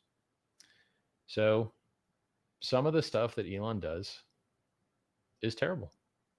He bought Bitcoin secretly, then said he was going to accept it for Teslas, said he wouldn't sell the coins, But then it was a trick. He wouldn't sell the coins he received for cars, but he would sell the coins that he bought because he was testing the liquidity. Yeah? Is that what it's called when you dump? You're testing the liquidity? That's a good one, man. And so what does he do after he tests the liquidity? Dumps. He then decides to stop accepting it and talk trash publicly about it, saying, I didn't know it used electricity. I can't support this. Bro, you pumped it and you dumped it, and it's disgusting. Like Elon Musk, a genius, bought it secretly, pumped it, dumped it, and then trash talked it. Bro, like, what is wrong with you, man? You're the richest guy in the world. You don't need to steal retail's money, man. Like, why? You know? And then he says like half-hearted garbage, like, oh, we're going to do development on it. Like, man, I just integrated it. I'm actually bringing adoption to that silly coin. You can actually use it for something. You can sacrifice it for free speech. Well, let me tell you, it wasn't easy to do because there's no development ecosystem there. I had to pay my developers to figure everything out. It's a joke. And then, by the way, that was for the majority of chains. The majority of chains that are supported for sacrifice are trash ecosystems, totally trash. And I tell you, actually, I discovered some bad news tonight. If you want to hear some bad news, the founder of Monero, Fluffy Pony, Riccardo Spagnini, he was arrested. I think he was like traveling to Mexico or laying over in the States or something. And they arrested him and are holding him for extradition to South Africa, where he is being charged with some tax offenses. From what I read on a crypto news site, which who knows, those are usually very not good. So there may be huge errors with this news because crypto news sites, they're not very good. Apparently there was some doctoring of import documents or something or another. And so they made sure to mention that it didn't have anything to do with crypto. So that was nice, at least to mention that. It's interesting to me that so many people in crypto end up in trouble. It's crazy. BitMEX founders went to jail. KX founders went to jail, but they got out. They just were like locked up for a month and a half or something like that. Nobody could do withdrawals. That's funny. And KuCoin got hacked. Binance got hacked. Binance is getting cracked on everywhere. And I know people that can't withdraw their money from it for a year. Can't get their money out. You send selfies, you send hostage videos. Please let me get my money. They don't give it. They don't care. It's insane. It's totally insane. And then where are you going to sue them? Every country that tries to sue them, they say, oh, we don't have an office here. So which one of their pretend offices are you going to sue? It's very irritating. This is why I like things that don't have counterparty risk. You hold your keys. You hold your coins. You trade trustlessly on the internet. No begging. No pleading. You mint your own rewards. That's what I got into cryptocurrency for. Freedom, not control. Begging other people for stuff is disgusting. I don't like it. That's not why I'm in crypto. So I don't know. It's weird. Now, the BitMEX guys, at least, when the government came down on them, I think they did something honorable and let people withdraw their money quicker than normal. Because I guarantee you, the government came down on some other people in that industry, they'd lock that money up and use it as a bargaining chip, I bet. So I think that was a classy move by those guys. Now, here's the weird thing, right?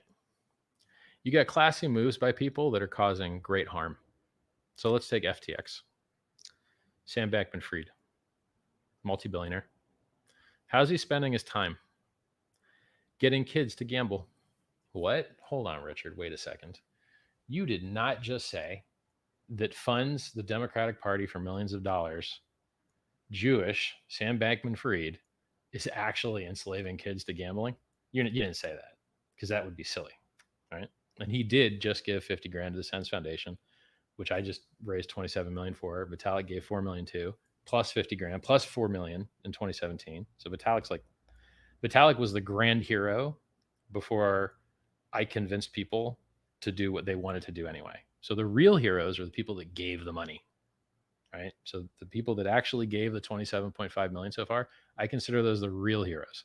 The fact that I was able to help them want to do that, I'm still going to take credit for it because I want to create more people that are jealous to compete in that area. So if I check nuts and I act hard and I'm like, yo, look at how much money I raised. Where's the money you raised? If I can make it a competition, then maybe other people will do the right thing and fund medical research, because otherwise they won't. Whatever the medical research people have been doing for the last 10 years, it ain't working except for breast cancer. So we need to change the paradigm. And if I can use competition and masculinity to cause people to do things better for the world, then I'll do it. So Sam Bankman-Fried, why do I mention it? And by the way, do you think it's smart to talk trash about all the exchanges? It's probably not smart to do that. But you know what? I'm not in cryptocurrency to be a little girl and beg. I'm in cryptocurrency for freedom. And so I'm going to speak the truth. And if you don't like the truth, you're not going to like me. So Sam Bankman-Fried, FTX, where have they bought advertisements? E-gaming. Various e-gaming things. All right. And who watches e-gaming? Kids. And when they're old enough, what are they going to do? Margin trade. And how's that going to affect their life? It's going to be the worst thing that ever happened to them. So if you thought your risk of dying of suicide was really high in your 20s, because I think it's actually the most likely thing to kill you in your 20s is yourself, wait till you throw margin trading in the mix. See how that goes. Now, to tell you how bad margin trading is, so I don't like things that are bad for people. So I built Hex. Hex is about delaying gratification. Do you want to know how well delaying gratification worked with Bitcoin, which went up 6.5 million X? Do you want to know how well delaying gratification worked with Ethereum that went up 14,000 X? Do you want to know how well delaying gratification worked with Hex, which went up 3,866 X in a year and a half? Delaying gratification is the key to all progress in personal development, choosing the thing that is better in the future instead of the thing that is easier now. It's choosing the right thing instead of the easy thing. Now, are there exceptions to this? Yes. If you buy a scam and you wait, you still bought a scam and it just goes to zero and stays at zero. So delayed gratification works with things that have product market fit, a walled garden, good metrics, virality, cult-like following. There's all these parameters that venture capitalists look for to see what could make $1 billion. A lifestyle business is a smaller business that will support you just doing whatever you want. You have an extra $250K a year to do whatever you want, but that's where it caps. If you want to make billions of dollars, you have to have something which can scale to millions of users. Now, here's what's funny. Look at what Hex has done with only 45,000 stakers. No big exchange listings. No front page on CoinMarketCap, even though it should be, along with other things as well. Hex is not the only project that is unfairly put on page 3. There are other projects there that are legit and should be on the front page. This is pre-virality. Just people are starting to say nice things about Hex because they figured out, wait a second, Hex isn't a scam. Hex is better than everything else that I thought was good. Yep. Yeah. And I've been screaming and yelling for years, trying to explain it. But for some people, only the passage of time will convince them. That's fine. We have thousands and thousands of people in Hex. Hexicans. I'm a Hexican for life. We have thousands of other Hexicans for life that have 15-year stakes in Hex. We are never going away. You can't stop the code. You can't stop the trading. We're never going away. Never. This is something you see in other communities. Bitcoin, for instance. As soon as someone sells all their Bitcoin, they stop saying nice things about Bitcoin. Check Elon Musk. But if you got 15-year stakes and they've appreciated quite a bit, you think twice about destroying your own value of your investment by speaking ill of it. It's aligning incentives. It's beautiful. It's really beautiful. Hex impresses me constantly. Have you seen how much money was sacrificed for free speech at pulsechain.com, pulse.info? Lots. It's billions now. But yesterday, it was 800 million. That's a lot. That's a lot of money. And not only is that a lot of money, but getting $27.5 million cash into the hands of people who just want to save your life is so beautiful and so perfect. Truly amazing. Now, I want to call out some posers who pretend to support longevity research, but in fact, to the best of my detection, do not. So there's a guy named Balaji, and Balaji used to work on a very, very silly startup where they tried to put Bitcoin mining in cell phones. Silliest idea anyone's ever heard of. Then that failed, and they pivoted it into, we'll give you money to learn about crypto, which became the Coinbase Earn program. Also very silly. Basically just going to fill up with a bunch of bounty hunters from the third world. Congrats. They don't have any money to FOMO. So I'm glad you on-ramped all those guys. I'm glad you paid them all. You're going to lose money on all that. And then basically the rumor is that for some weird reason, Coinbase just bought out their terrible failing company just because they were all sponsored by like A16Z, which is a VC venture capital accelerator. No one thinks that was a good acquisition. It was terrible. And Balaji doesn't even work there anymore. So what Balaji has in his profile, let's go look it up real quick. Twitter.com. Balaji S. He's got 424,000 followers. Now let me read to you his little tagline here. Immutable money, infinite frontier, eternal life. Okay. I like that eternal life part. You got to have balls to put that in there. Most people won't give you respect for that. I give you respect for that. But I've direct messaged him. I've spoken to his ex-assistant. I've talked to this guy before. And even though I raised $27 million to try and save his life and support one of the only 3 things, I guess he has Bitcoin there too, 4 things in his profile, it's like he don't hear me. Guys, I wrote books to promote longevity technology. I met and worked with Aubrey before any of you in 2006. I got the videos of me on stage running everything. Stop pretending.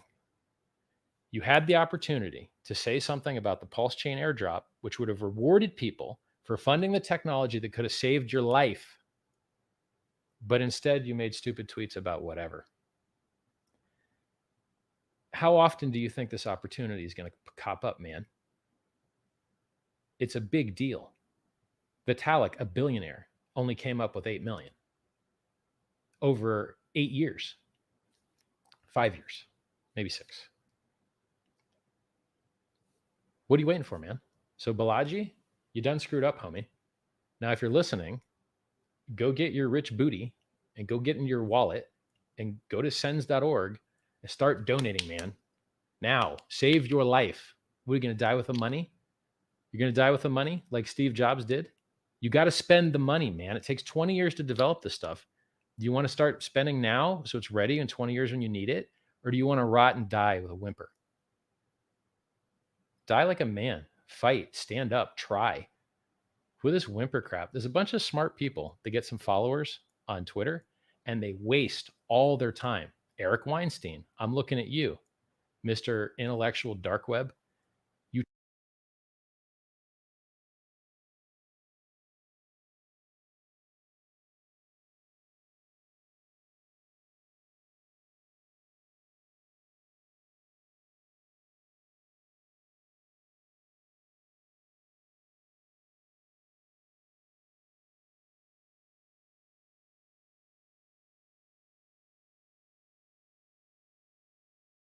talk too much, man.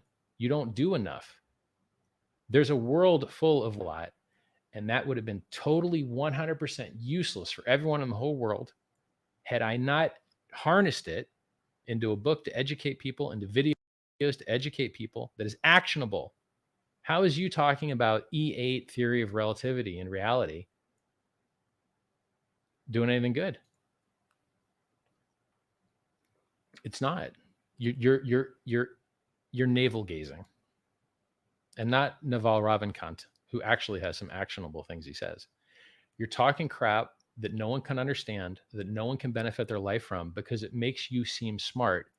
And look, man, I like to use big words sometimes to look smart, but at some point you have to use the words people understand to make a difference in the world.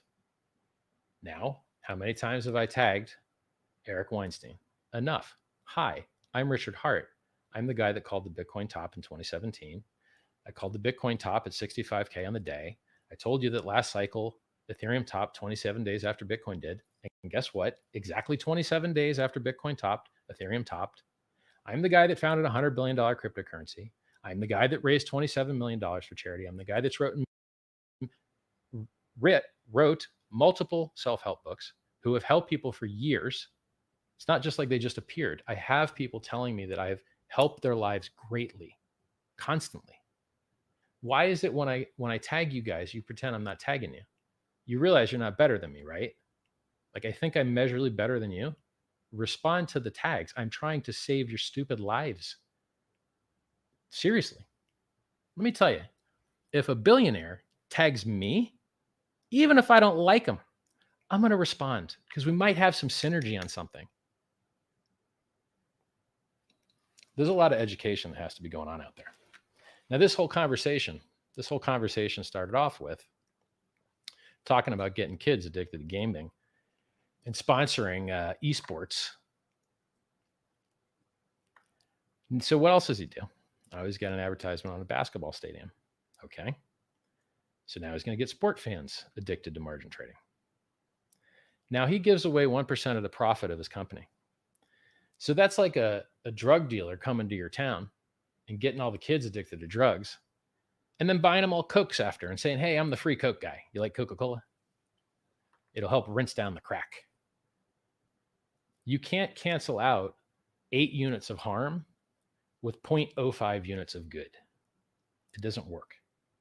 And so there are people in the cryptocurrency industry that are victimizing everyone in it and pretending like they're honorable and pretending like they're good. It disgusts me. Someone's going to call them out because I don't need these people. They can fill out government paperwork to get regulatory arbitrage. I can fill out government paperwork to get regulatory arbitrage. Can't get a cleaner record than I've got. So what do you want? You got more money than me? I don't know about that, right? You got more drive? Definitely not. So I used to have 150 employees. I think I may return back to that lifestyle of just scale. Lower margin, but scale. And you know what? I'm maybe 3 out of 10 things don't work, maybe. But the things that do work, boy, are they going to be beautiful. Because I see improvement everywhere I look. MetaMask, we use it, but it sure could be better. Geth, Ethereum, yeah, we're using it, but man, we see a lot of things we can fix. Everything in crypto pretty much sucks, pretty much. The only thing I know of that actually has good uptime is Hex. The only thing I know of that like used to have no admin keys is Hex and the original Uniswap. And they just started duct taping garbage onto it. They're like, oh, well, this is, trustless, uncensorable. Let's duct tape on an admin key that can turn on attacks. Ha ha ha. And let's have it managed by a DAO. And here's what their DAO does.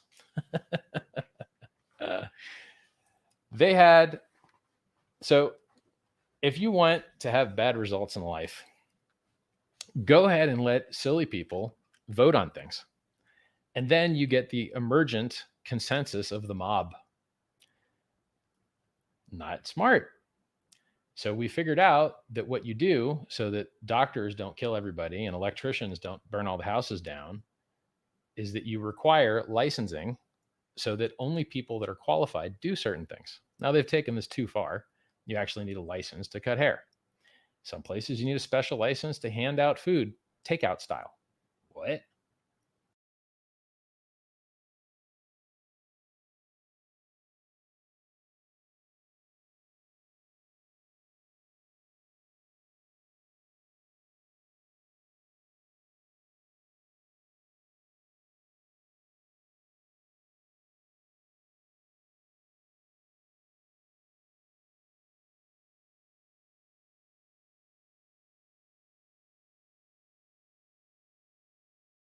You need a license to put this on a bag?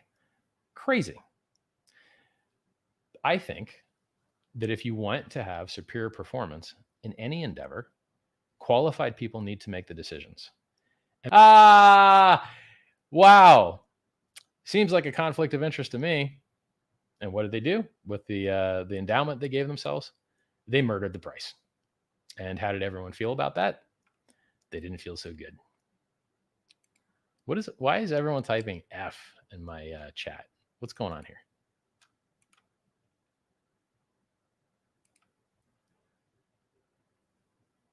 I don't know what's going on. Anyway, let me go check my my like analytics. See if we're dropping a bunch of frames or something. I mean, look, even if we chop a little bit, maybe it fixes on the replay. Yeah, looks good on my end, guys. I don't know what's going on. I mean, I'm not showing anything out of the ordinary. Looks perfectly clean on my side. So it should be fine, guys. Stream keeps lagging. Well, let me see if I can work on it. I'll drop the bit rate for luck.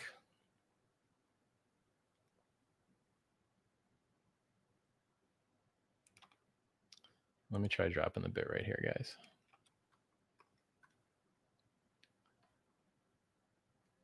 Maybe this helps. And then let me check one other thing. Everyone says it's fine now. Well, I'll fight it for a minute or two, all right? Give me 1 second. Where's that node? The watch has stopped. I'm going to hope that it just works, all right? I reduced my bitrate a bit.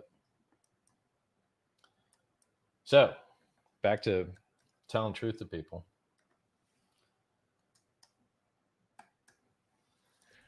Where were we? Calling people out. I've been living the best life I can live for years and years and years. I'm the giving tree of crypto. Free books, free videos, no ads turned on, free chat rooms, 35,000 plus in t.me/PulseChain.com, 25,000 plus in t.me/HexCrypto. Free coins out the yin yang. My community was exposed to things first because we found them and made millions and millions and millions of dollars off those free things. In addition to the millions and millions of dollars of free hex people got. What am I supposed to do? Free self-help videos, free self-help books, free coins. One of the coins I developed went up 400,000% in a year and a half before staking. With staking, 600, 800,000%. What can I do to be a better person? I'm really working it. I'm really working it. And yet I magically find myself in a world where people think they're not only my equal, but better than me. You're like, wow. People come up and they'll be like, Richard, you're a scam, and the things you design are scams. I'm like, oh, are they? Well, that's funny because I spend my time trying to get people to not get scammed. And I think I help more people not get scammed than you do. Are you calling out fake Satoshi in person? I did. Are you telling people about the risks of counterparty risk and picking up pennies in front of freight trains, giving your keys to somebody else? Are you talking about the $8 billion at risk in Matic with an admin key that could freeze those funds forever. No, I'm the one talking about that. I'm the one making the world a better place. Are you saying nice things about the SEC that tries to help people not get scammed, but is underfunded? No, most people don't say nice things about them. I respect the work they try and do. It's just very hard to do. You know, some guy in India decides to run a rug pull exit scam on somebody. What are you going to do? Hop in your private jet and go fly over to India and hope to serve a subpoena of some sort? It's not tenable. So they don't have the interjurisdictional tools to stop most of these scams. I mean, the number of scams that I've seen, I keep a list of them. I keep a list of failures and scams. I didn't add Fluffy Pony's arrest on there because it wasn't related to cryptocurrency. And I don't even know if it's legit. He may be innocent. I didn't read up into it. Innocent until proven guilty is a nice thing to believe if you're an American. It's probably a nice thing to believe if you're in anything, any nation. We just enshrined it into the jurisprudence there. So I live in a world where everything could be better, and we have great opportunity in front of us. Everyone doing everything wrong and everyone gatekeeping and everyone thinking they're better than you, it just drives you to excellence. It just drives you to greatness. And so where would I rather hexagons spend their time? Someplace that loves them and treats them well, or someplace that thinks they're better than them when they're not? I love hexagons. I'm a hexagon. And I don't think we're ever going to go away, ever. Never. So with Hex, we have the best store of value in the world. It will be able to run on what I hope will be the best network in the world. I know a lot of ways to improve it. So we got hex.com, we got pulsechain.com, and I applied for exchange license. Hopefully it gets approved. We'll see. And then there's only a few components left. If you've got value storage, if you got the network, if you've got the fiat on ramps and off ramps, only thing missing, wallet, and I guess bridges to other networks until you have enough of the fiat on ramps. And that's it. I guess, I mean, for Pulse, you do need a couple front ends. You need a Uniswap front end and a Hex front end. But those aren't that hard. Those are not that hard. If your front end can easily talk to the Ethereum network on this IP, it can easily talk to a virtually identical copy with a bunch of improvements on this IP. So the front end isn't that hard. Yeah, so we do not need anyone's help, and anyone that gets in our way, we will just build around them, because that's what decentralized systems do. China banned Bitcoin mining. Did Bitcoin go down? Nope. Blocks were slow for a week, but that's it. Didn't go down. No one lost any money. In this instance, it proved that Bitcoin is robust to losing the majority of its hash rate, because the majority of its hash rate was in China. So a truly decentralized system will route around failure. And by the way, if you want to talk about failure, oh boy. Dogecoin lists on Coinbase, only red candles. Dogecoin, I think, was as high as 77 cents. And then I think it listed at like 54 cents on Coinbase, and then dropped down to like 22 or something. And maybe it bounced to maybe 30, something like that. There's this funny thing where anything that lists on Coinbase just dumps. You can look at the charts. It's so bad that Brian Armstrong had to come out and say, hey, you know, we list everything we can. So don't think that because we listed it's quality. And I've seen some of the things he's invested in. So let's take Brian Armstrong, right? Brian Armstrong invested in a coin that I won't name that kind of invented rebasing. And what is rebasing? Leverage trading. But no one understands that because I have to teach it to them. So what does a rebasing coin do? A rebasing coin makes you win more when the price goes up, and it makes you lose more when the price goes down. And what else has that behavior? Margin trading. When your collateral is the thing you're trading. So if you have Bitcoin and you use it to long Bitcoin, when the price goes up, you make money on your position and you make money on your collateral. And when the price goes down, you lose money on your position and you lose money on your collateral. And so making some type of fancy, stupid garbage white paper full of admin keys as well where one guy can just change everything at will. You created a virtual margin product that gets people destroyed and amplifies volatility instead of reducing it. Why'd you do that, man? Why'd you fund that crap? Why do the VCs in crypto only fund scams? Ooh, Balaji. Hey, forgot about you, homie. Hey, Balaji, aren't you the guy promoting that literal copyright violation scam software that used to send people's seed words back to their home server? Something clout. I'm not going to mention the name, but it has clout in it. I know what it is, but I don't want you guys to get scammed. A bunch of VCs came up with an idea to steal from people. They said, you know what? We can't get followers on our own. So we'll just steal other people's. We'll copy their tweets onto another platform, and then we'll duct tape a token to it, and then we'll get all of the money from all of their hard work. It's like going to a library and photocopying all the books and then selling them out front. Scumbags. Why would you do that? You're already rich. You don't have to be a scumbag.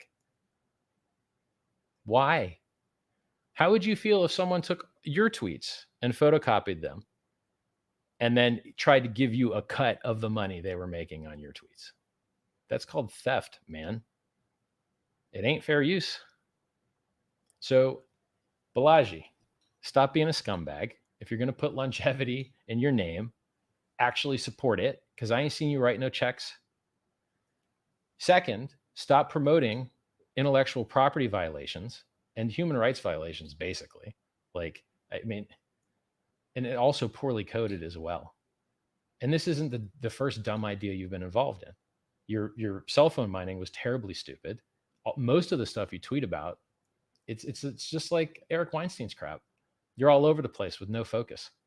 No one can use the flippity floppity lap flipping that you're doing, man. Tighten it up and focus on something and get it done. I know you're smart. I know you're funded. I know you're capable. You know what you remind me of, Balaji? You know what you remind me of? When I had retired, I had 150 employees, doing 60 million a year in sales, sold it, retired, traveled the world. You know what I was going to do? I was going to make the world's smallest, most powerful computer case. I spent a lot of time on that. I still got prototype here at the house. What a god-darn waste of my skills. You know how small the market is for that? You know how few people that's going to benefit? Everyone uses laptops and phones. The portable, super-duper desktop market, it doesn't exist. I just happen to like it because I lived in a hotel for so long. A terrible, giant waste of my resources. And I seen you do the exact same thing. You was trying to crowdfund money, and not sure why, because I know you could have paid on your own, to build a bot that would allow you to harvest your followers out of Twitter around their walled garden, so that when they censored you, you had a chance of contacting them again. By the way, I'm not sure you ever followed through and finished that. Not sure. Stupid waste of your time. Not even a lifestyle business. Couldn't even maintain a lifestyle with that waste of time. I'm out here trying to cure aging. That's a big deal. I'm out here trying to change man's relationship with government. I'm trying to change man's relationship with money. I'm trying to get people to delay gratification and stop drinking and stop gaming and stop gambling and live better, healthier, happier lives. Where's your self-help YouTube channel? I got mine. Where are your self-help books? I got mine. Where's your 35,000 person chat room? Here's another thing Balaji failed at. Ready? Here it comes. This dude's failed a lot. I think he had a success way back when in biotech, but ever since, fails. He tried to make a chat room. So Vitalik and Balaji tried to make a chat room called, what was it called? Nakamoto. That chat room lasted one day. They had to shut it down because they don't know how to run a chat room. I run 12 chat rooms. Balaji's chat room failed. My chat rooms are thriving. Get on my level, man. Learn from me, dude. Crazy. Somebody says, stay humble, Richard. Why? Why should I be humble, dude? I retired at 25. Why should I be humble?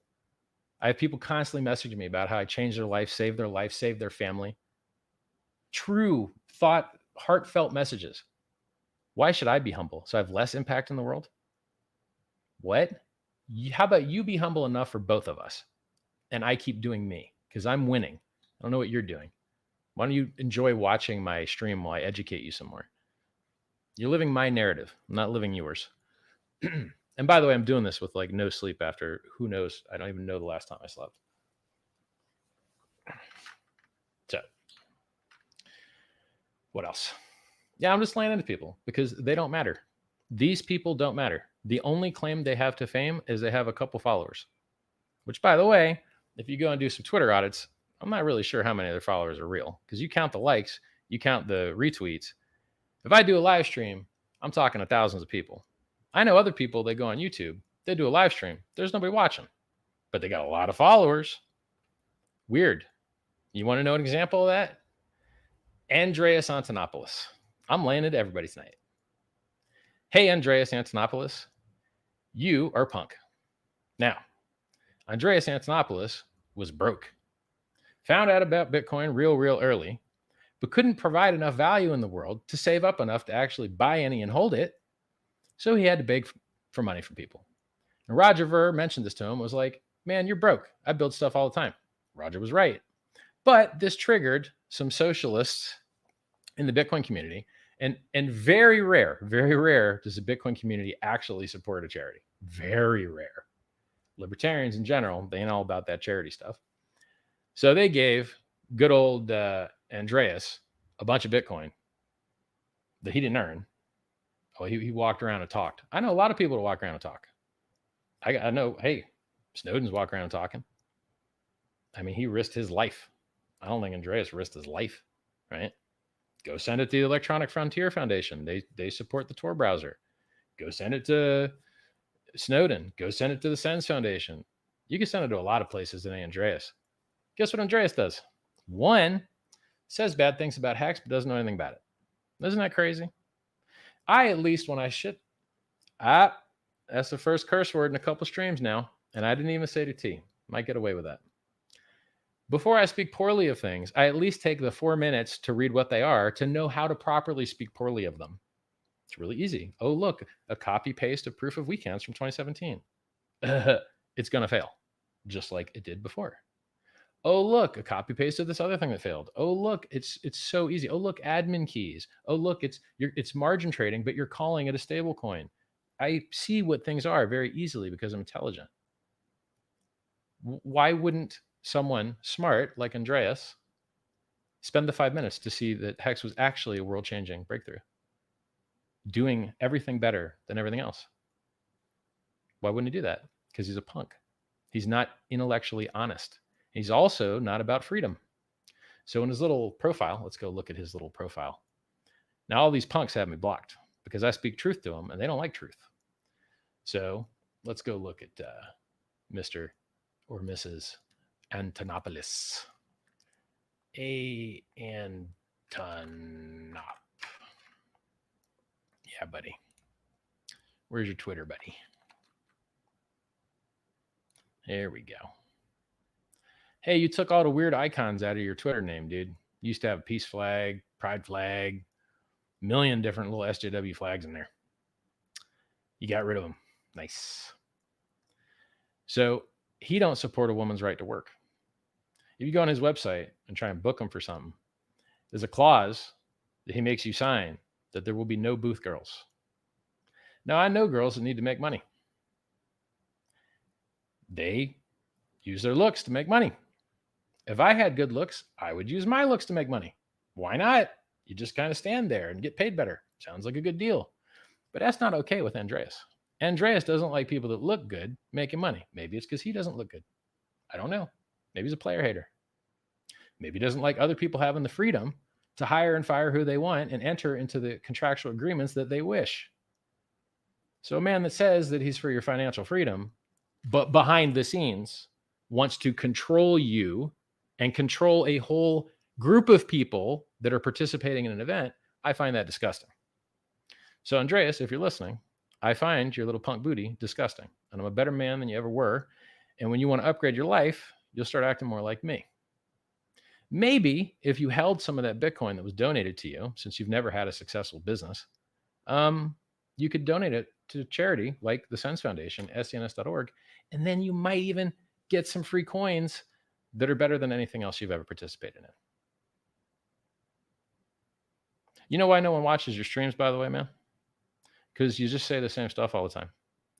Bitcoin good, government sucks. There's some new ledger technology out there. Yeah, cool. Oh, you're going to write a book on Lightning. What a waste of time. Lightning's a failure, man. You're a technical guy. How do you not see it's a failure? Wasting your time. Dumb. I'm surrounded by dumb. Literally. People that are considered thought leaders in cryptocurrency are actually dumb. Man.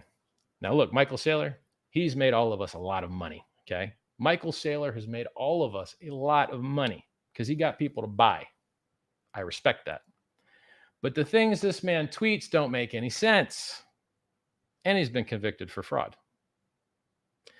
I ain't never been convicted for fraud, but he has. Everybody loves this man. What? Like, what's going on here? Oh, because he bought a bunch. All right. So if a guy buys a bunch, it's all good. Okay. Crazy to me. Just crazy. What plan of mine? This is the guy that said Bitcoin was going to fail in 2013. Literally, he didn't even delete the tweet. Tweet's still there. He said Bitcoin is going to fail like online gaming did. He wrote that in 2013. Then, after the price goes up 10x,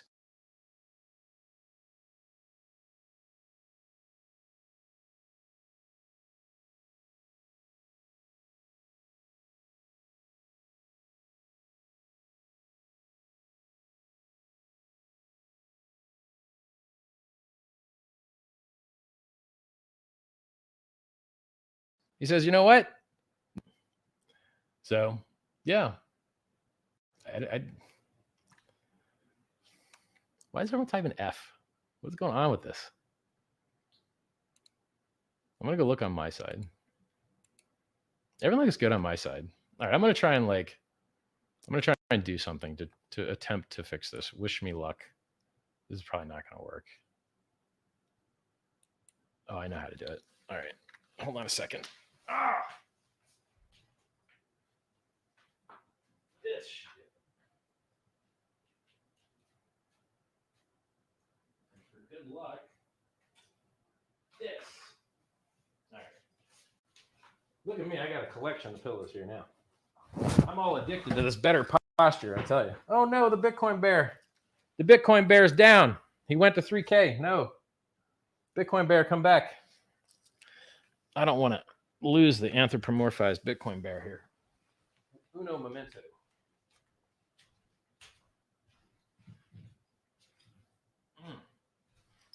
Hello, really expensive, silly little bear. There we go.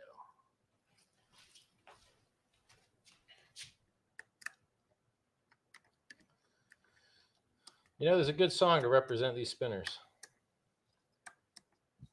Something like, there is a season, turn, turn, turn. Something like that. Hey, maybe I'm still online and I didn't accidentally unplug the wrong thing. Let's go look. It looks like I'm online. Yay! I'm still online. No! God, why? That costs so much money. It's good that they have these little guards, man. Jeez.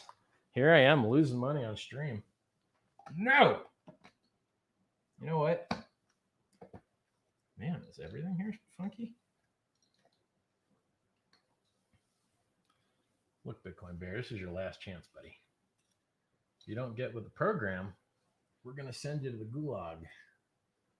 You don't want to go to the gulag, do you? All right. I'm back. I need a good nap. Huh, man. I don't even remember what sleep feels like anymore. I was shaking for a good long while, but then the shake stopped. I don't know where I'm at now. Don't really know where I'm at now. Bitcoin Bear. Yeah. Best stream ever. Yeah. Let's light them up, man. Bunch of poser punk losers out there, not even doing a quarter of what I'm doing in this world. Show respect. Show respect and send your people to me so that I can save them, because you guys aren't doing it. Send your heroes here to die and send your people here to thrive. Because I'm winning the game. I'm winning it. And I'm winning it with a big old team of people. We're a community. We're a family. We get stuff done together. I mean, I'm impressed with what the Hexagons build on the regular. I see cool stuff all the time. I love it. I mean, they're awesome. Awesome, awesome people. Best community I've been part of. All right. Let's go look at some prices and stuff, and then I'll look at the chat. How's our bull trap going? Dumping. Widening horn, man. Makes a new local high. Gets all the short sellers liquidated. And then once they have to buy back higher, then it makes new lows. Liquidates all the longs down with new local lows. This broadening horn pattern actually doesn't have a precedent in the Bitcoin chart that I'm aware of. I've never actually seen a broadening horn in Bitcoin, ever. It's new, and it annihilates traders. Annihilates them. Oh, you bought the breakout. New lows. Oh, you sold the capitulation. New highs. If you wanted to murder traders, broadening horn is the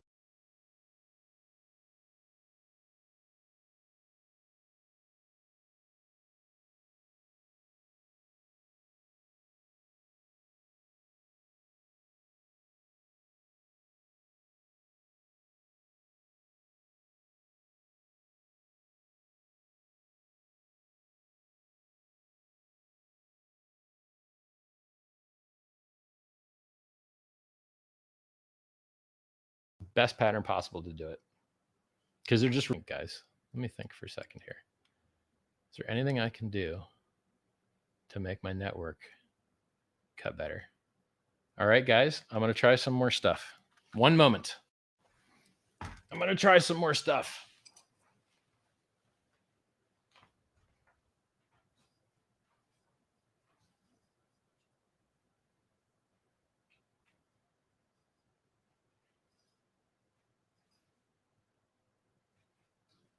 If that don't do the trick, I'm not sure what will. To tell you the truth, if that don't do the trick, I don't know what's going to do it. All right.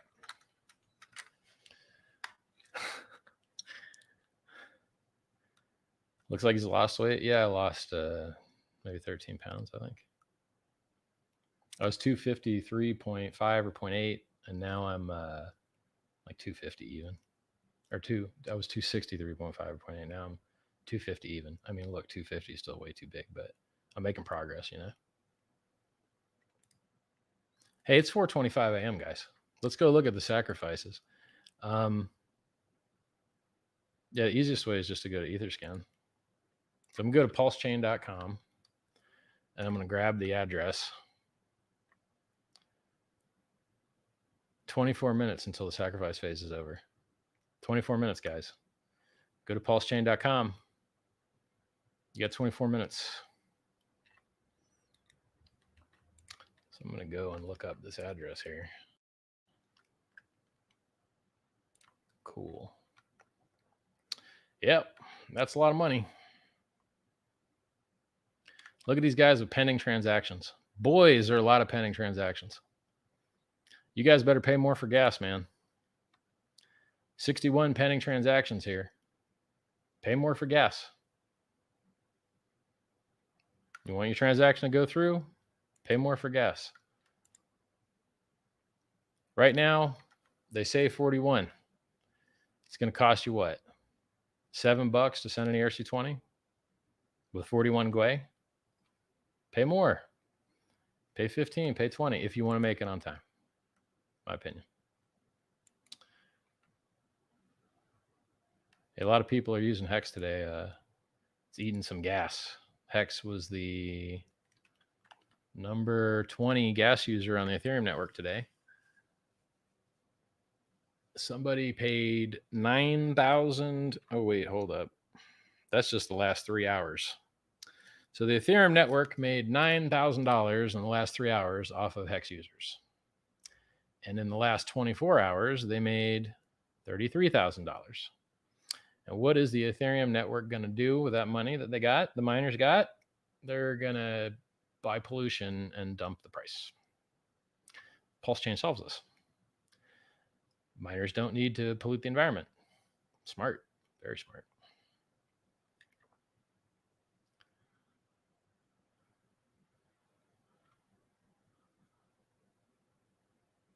Anyway, time ticks over at 4:50 UTC. It's 4:27. Oh, there's just a timer, right? Timer's 22 minutes. You know what?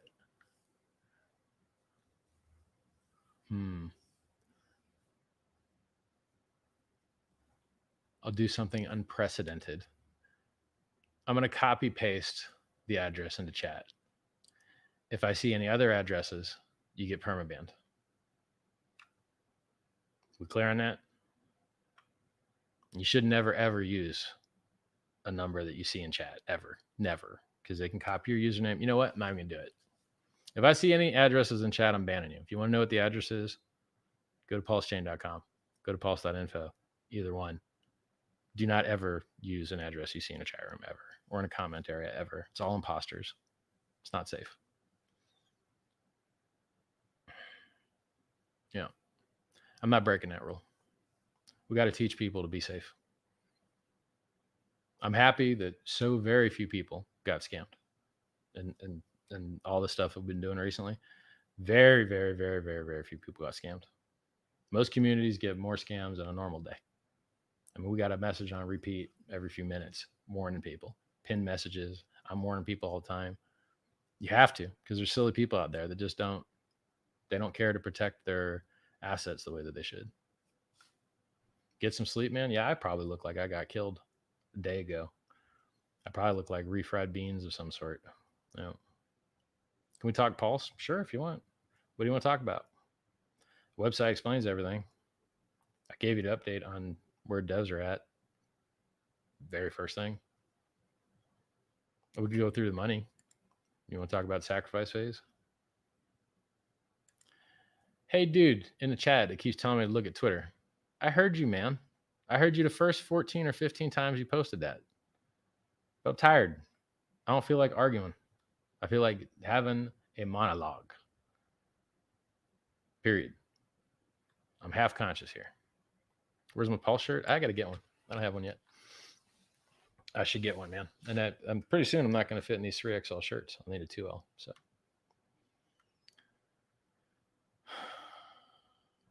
Am I banned here? Nope. Now what I'm doing is different is I'm just watching the chat scroll by. And man, it's so much easier because I'm not behind 20 minutes. Usually when I'm not watching the chat live, I'm behind 20 minutes, like always. Talk about the one-stop shop ecosystem some more? Sure. How does it benefit hexagons to see scam coins on a ranking site? It doesn't. How does it benefit hexagons to see fake price charts that lure them in to buy things that when they go to sell them, they can't be sold? They get rug pulled. It doesn't. How does it benefit hexagons to see margin trading? It doesn't.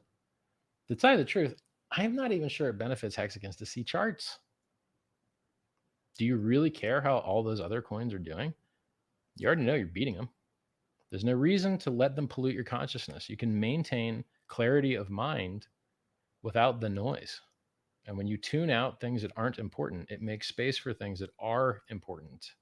You have to choose what you're going to be good at and what you're going to be bad at. And you're going to have to be bad at a lot of things to make the time and the space to become skilled at the things that are valuable. I'll tell you some things I gave up. I used to watch football. I used to play football. I like football. Gave it up. Why? Why am I getting angry yelling at the TV when the stadium changed and the name of the stadium changed and the mascot changed and the players changed and the coach changed? What am I rooting for? What is this? Is this Theseus's ship? No, that's not it. Yeah, it is thesis of ship. It's this logical idea that if you replace all the parts of a thing, is it still the same thing? So there's no reason to be getting angry about stuff you can't control. Just do stuff you can control. And then when it goes good, you don't got to be angry. You can't get angry when, the snap goes right into the quarterback's face and doesn't catch it,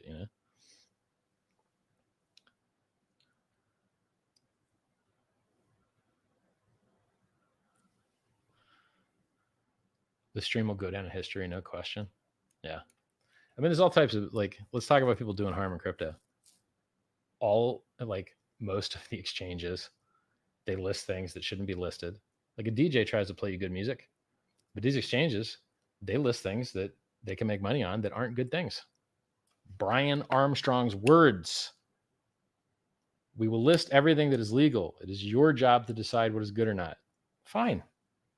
But so the rest of the world thinks that you do quality control. Even though you sent a tweet about it, congrats on that tweet. You might have to retweet it every once in a while or put it somewhere on your website, because the majority of the world, they ask questions like, when Binance? You mean the Binance that got hacked? Or the Binance that getting shut down all over the world? Or the Binance that has 133x leverage? Or the Binance that won't let you withdraw? That Binance? When that thing? Maybe never that thing.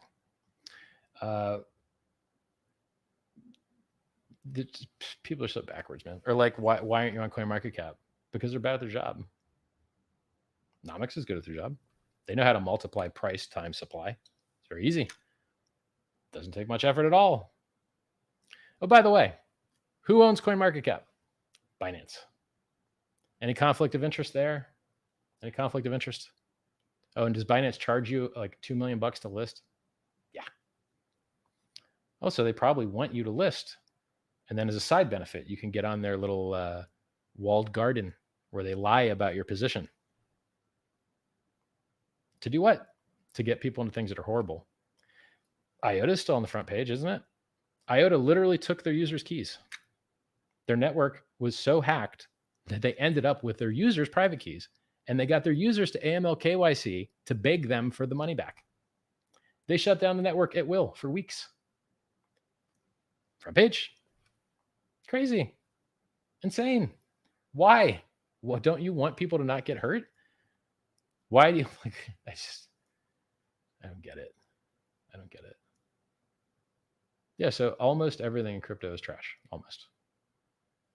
It's insane. Do you trust hardware wallets? Let's see. Ledger lost everyone's data. They are now getting fake Ledger devices sent to their homes. One of a Hexagon in our community, he got a fake Ledger device delivered to his house to try and steal all his crypto. That ain't good. So there's people out there that let you get robbed and don't do anything to stop it. Let me give you an example. Alex Saunders has a paid group. Wrecked pleb, lost all his money trading, stole and embezzled a ton of money from his users to try and make up for that trading, took the user's money and sent it right to the margin trading exchange, not even hiding it. Owes everybody money. I am the one that had to tell the truth about him because everyone else was scared too. I am the reason that he stopped scamming people. Me. I shut that scammer down, which is funny because he appeared on my show claiming that he wanted to shut a scammer down, but there was only one scammer on the show. Him. Another example. Oh man, what was it? So everyone was losing money to this guy. No one saying a word about it. Tons of people can't withdraw their money from Binance. No one's saying a word about it. Someone's got to call this trash out. There was some other failure thing that I made popular to save people. Oh, Ledger. Okay. I see pictures of Hex and Pulse Mail directly mailed to people. And at the bottom of one of the mail pieces, it says, beware, there are fake hardware wallets being sent to people to try and steal all your money. So apparently, somewhere in the world, someone out of the kindness of their heart included a warning, which from what I've heard, is a very expensive envelope, very expensive paper, first class postage. None of those things are cheap, apparently. Someone went out of their effort to waste copy space trying to save other people from being doomed. Did the ledger company that profited off their users send mail to their users to warn them that they lost their database and that there would be fake devices arriving to steal everything they worked so hard for? Did the ledger company do that? No, they didn't. But who did? Apparently somebody that likes Hex and somebody that likes Pulse. And does that make the world a better place? I would think that it does, yes. As a matter of fact, I think being educated, I wish that in 2009, I received a letter about Bitcoin instead of getting it in 2011. I wish that someone had made a compelling case for Ethereum back when it launched. But they didn't. As a matter of fact, I didn't even find out Ethereum launched until they were about to pass up Bitcoin's market cap. And I was a smart guy, and I read Reddit all the time. But you know what Reddit is? Censored. So when you go to the Bitcoin subreddit, you're never going to find out about any other technology that's coming up because they isolate you from it. Now, in a world full of scams, that's good. But in a world where there are things actually making a difference and making the world a better place, it's bad. So, but everything's backwards world, right? So people receive a letter that could solve medical problems. They receive a letter that shows them opportunity that they've been hidden from them, from everybody. You want to advertise a cryptocurrency on Google? They won't let you. You want to advertise on Facebook? They won't let you. You want to advertise on Reddit? They won't let you. Well, what is this? What are we creating child slaves here? I don't get it. Sports books can advertise. Margin trading exchanges can advertise. Loot crate games where kids get addicted and lose all their parents' money on the credit card can advertise. But the world's best performing asset that has ever existed that removes counterparty risk, that stops the government from stealing your money through inflation, that can't advertise? Wow. So you can't advertise open source software? Crazy. Okay. But you know who has no problem getting views? The scam bots. Scam bots always have lots of views, always have some fake thing going. My comments are filled with 90% fake copies of me, 1% real me. Spammers aren't having any problem. Real content creators are having a problem. It's crazy. NFTs. God. Hey guys, you like NFTs? Pulse is going to double all those NFT contracts for you. NFTs are cool. Games are cool. Art's cool. Overpaying for those things, not cool. How much is a serial loosely related to a JPEG, which may or may not still be hosted on the internet worth? How much is procedurally generated, pixelated crap art worth? Insane.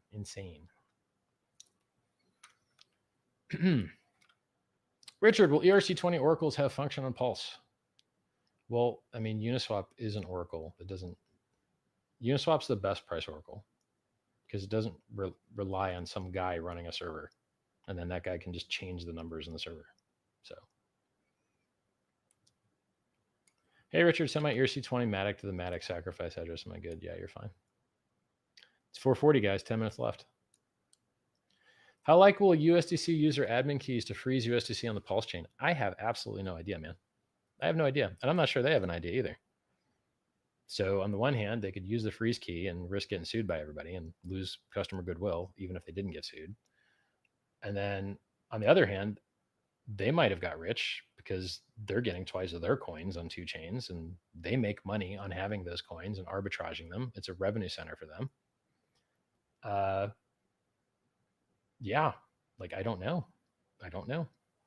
Maybe I have no idea. Nobody knows. I don't think anybody knows. We're just going to have to find out.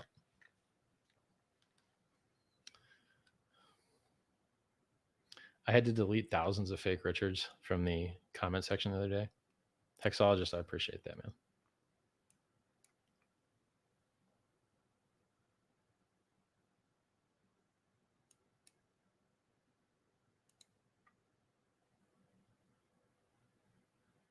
At least since the, you know, what's funny? I'll bet that when the stream freezes, the algorithm thinks that it's better because everyone starts commenting. The algorithm's probably not smart enough to know the difference between thoughtful, engaged comments and keyboard spam. Yeah, 442. I need some water, man.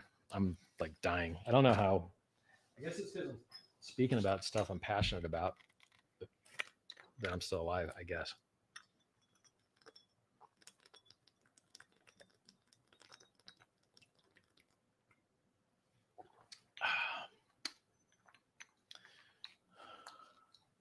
Will it be a bridge back to Ethereum? Yeah, that's a minimum requirement. You can't launch without that.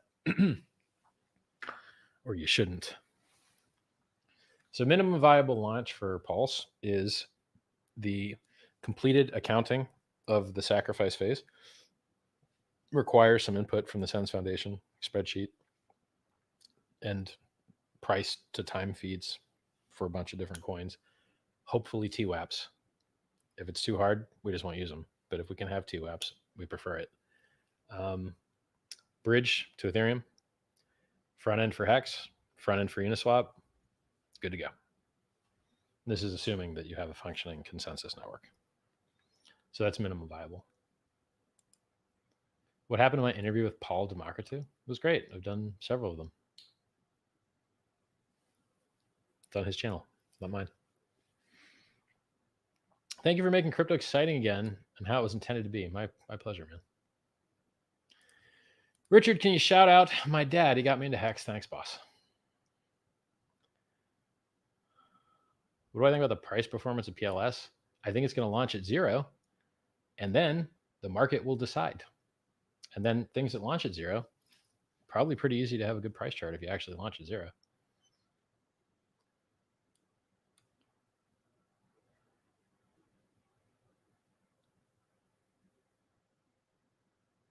Noob question, if we sacrificed ETH to the same wallet where we hold ETH, do we need to move all our Pulse or only the freemium?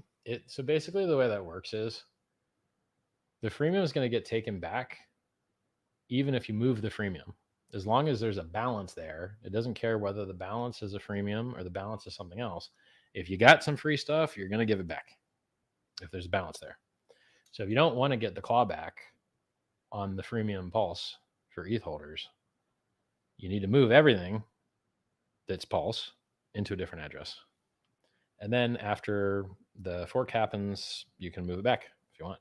And then you shouldn't have any problems. We're not rewarding people for ignoring.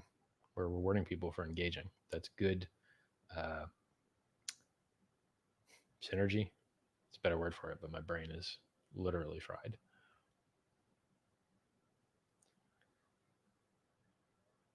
Yeah, I mean, I've covered this a million times, but I'll cover it again.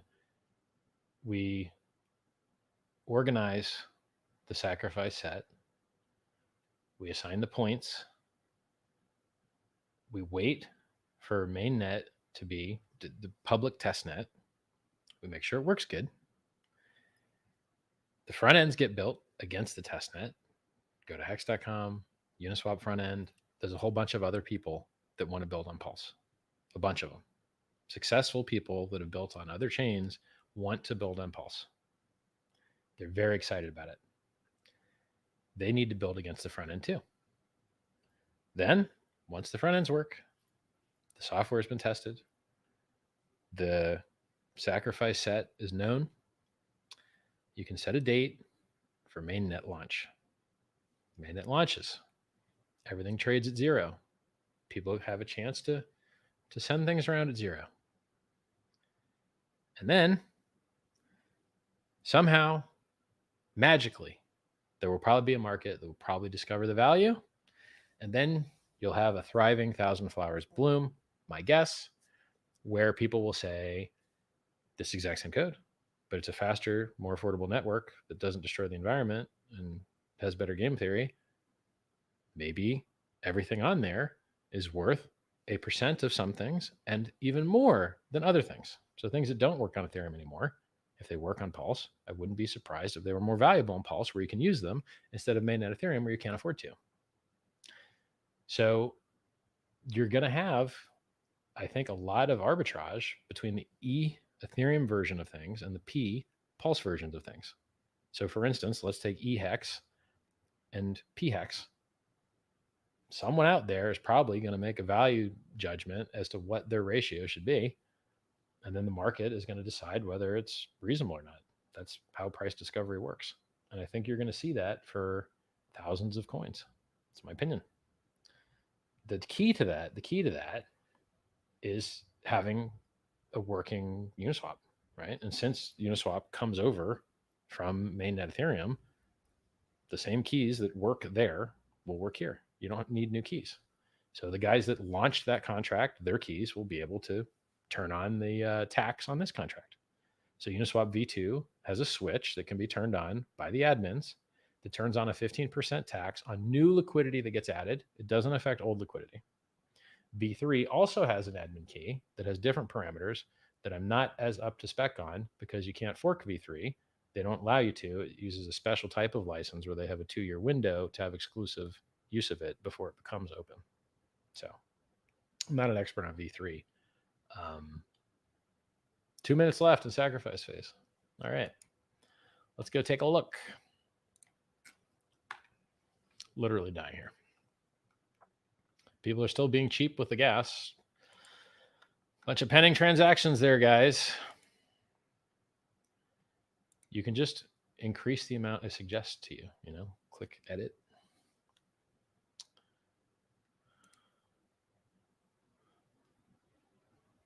How do I get back? I'm so dead. If you click this little square icon next to like the token value, you can see all the tokens in order. And I think they default sort by their value. So you guys ready to hear these numbers? I'll wait till it ticks over. And then I'll read them. I know you tweeted about it, but can you mention to your viewers in the US to contact their state congressmen and senators to revise or take out the crypto section in the infrastructure bill? Yes, I can. Hey, everyone that's listening, unless you want DeFi to become illegal in the United States, you need to contact your senator and your congressman. Senators work in the Senate and congressmen work in the House of Representatives or whatever. Representatives work in the House of Representatives. And the House of Representatives combined with the senators is Congress. So misspoke at the beginning. You need to contact them. You need to email them. You need to call them. You need to send them physical letters. They need to know that you're going to make a stink if they try and screw you, because they're trying to screw you. They're trying to take your rights away. Don't let them. Not only is it bad for you, it's bad for America. America will be a better place without bad laws. They can write good laws. You don't need bad ones. So actually go and follow Jake Chervinsky, who's a lawyer, or the guys at Coin Center, Peter, I can't remember his name, Valkenberg or something. There's a couple popular lawyers in the crypto space that actually do effort to save us from the villains that are trying to victimize us. Read what they write. Try and contact those guys that are in positions of power to decide things. Or in a couple years, you'll be screwed. So you actually have to put in a little bit of effort and make those calls. Chat saying sacrifice phase is over. All right. Thank goodness. Nice. It even updates. It says, the sacrifice phase is over. Do not sacrifice any more money. Smart. Well designed. Somebody says Happy New Year. Nice. All right, let's look at these numbers. I think there's a big numbers here, man. Ethereum. There's 2,000 Ethereum left in there. I guess it's worth $5 million, I guess. Let me scroll a little bit here. It should tell me. Yeah, 5.1 million. So if you do the chain analysis on this address, the sacrifice address, you can see that it seems to sell everything it gets for stable coins except Hex. So it looks like it's doing. And it has a lot of Hex. There is Where's the decimal point here?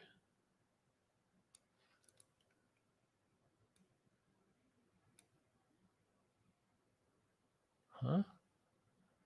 I mean, it says 14 billion, but like the quantity, there's 14 billion US dollars worth of hex in the sacrifice address. There's 2,000 Ethereum, but I think if you look it up, like maybe 40 or 50,000 Ethereum was sacrificed, but then got turned into stables.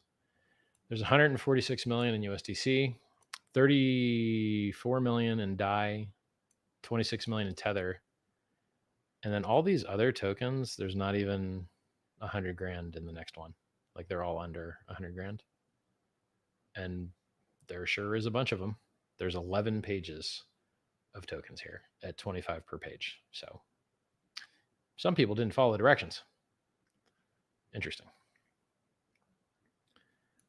What else?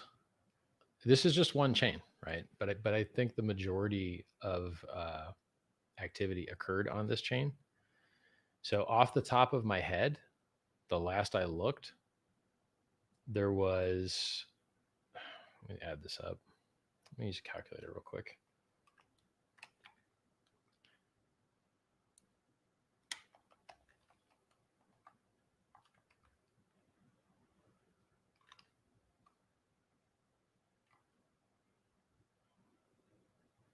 Did this wrong already? Yeah, I already did this wrong. I'm so tired, man. Let's try it again.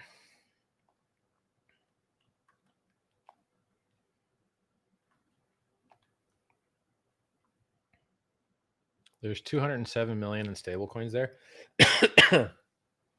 14 billion in hex, 5 million in ETH. It's just one chain.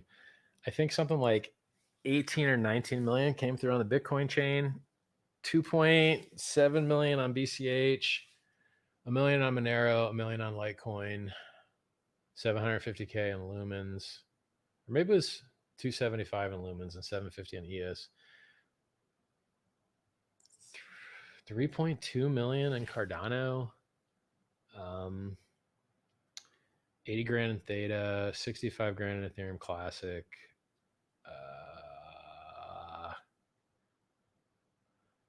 I'm sure I'm missing some. I think there was like 60 grand in Zcash. Yeah, I'm missing some other chains like AVAX and BNB. I think was like 6 million across all the stuff people sent on those networks. BNB and BSC, it's like 6 or 8 million, I think. Yeah. So we'll you're gonna get a more in-depth report on all this stuff because all this stuff is public. So it needs to be public so you can see that the supply matches what it should be. If there's a way to do it with zero knowledge proof, I think it'd be cool. Basically, the accounting is most important to have complete before mainnet. You don't like need it before testnet. And you could iterate it. You could refine it over time. So it's not like life or death. I mean, the majority of stuff happened on ETH, and it's very obvious what happened on ETH because you just go to Etherscan and look. So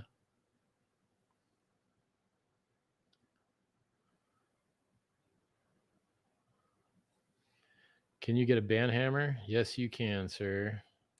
Welcome to the party, pal. Boom. Enjoy. Actually, while I'm at it, is there any other things I can give you? Any other powers? David, remind me to give you more powers, bro, because you earned them, man. So I can give you extra stuff above and beyond just chat admin.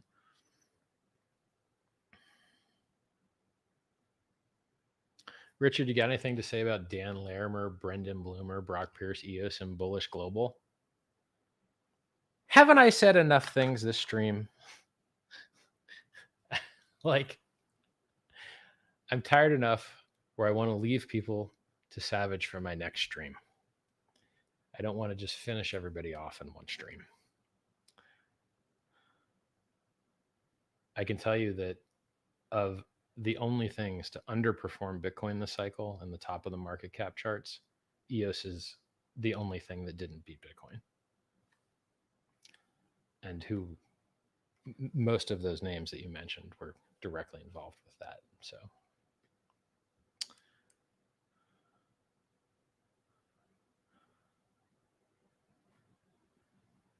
will you announce snapshot date beforehand?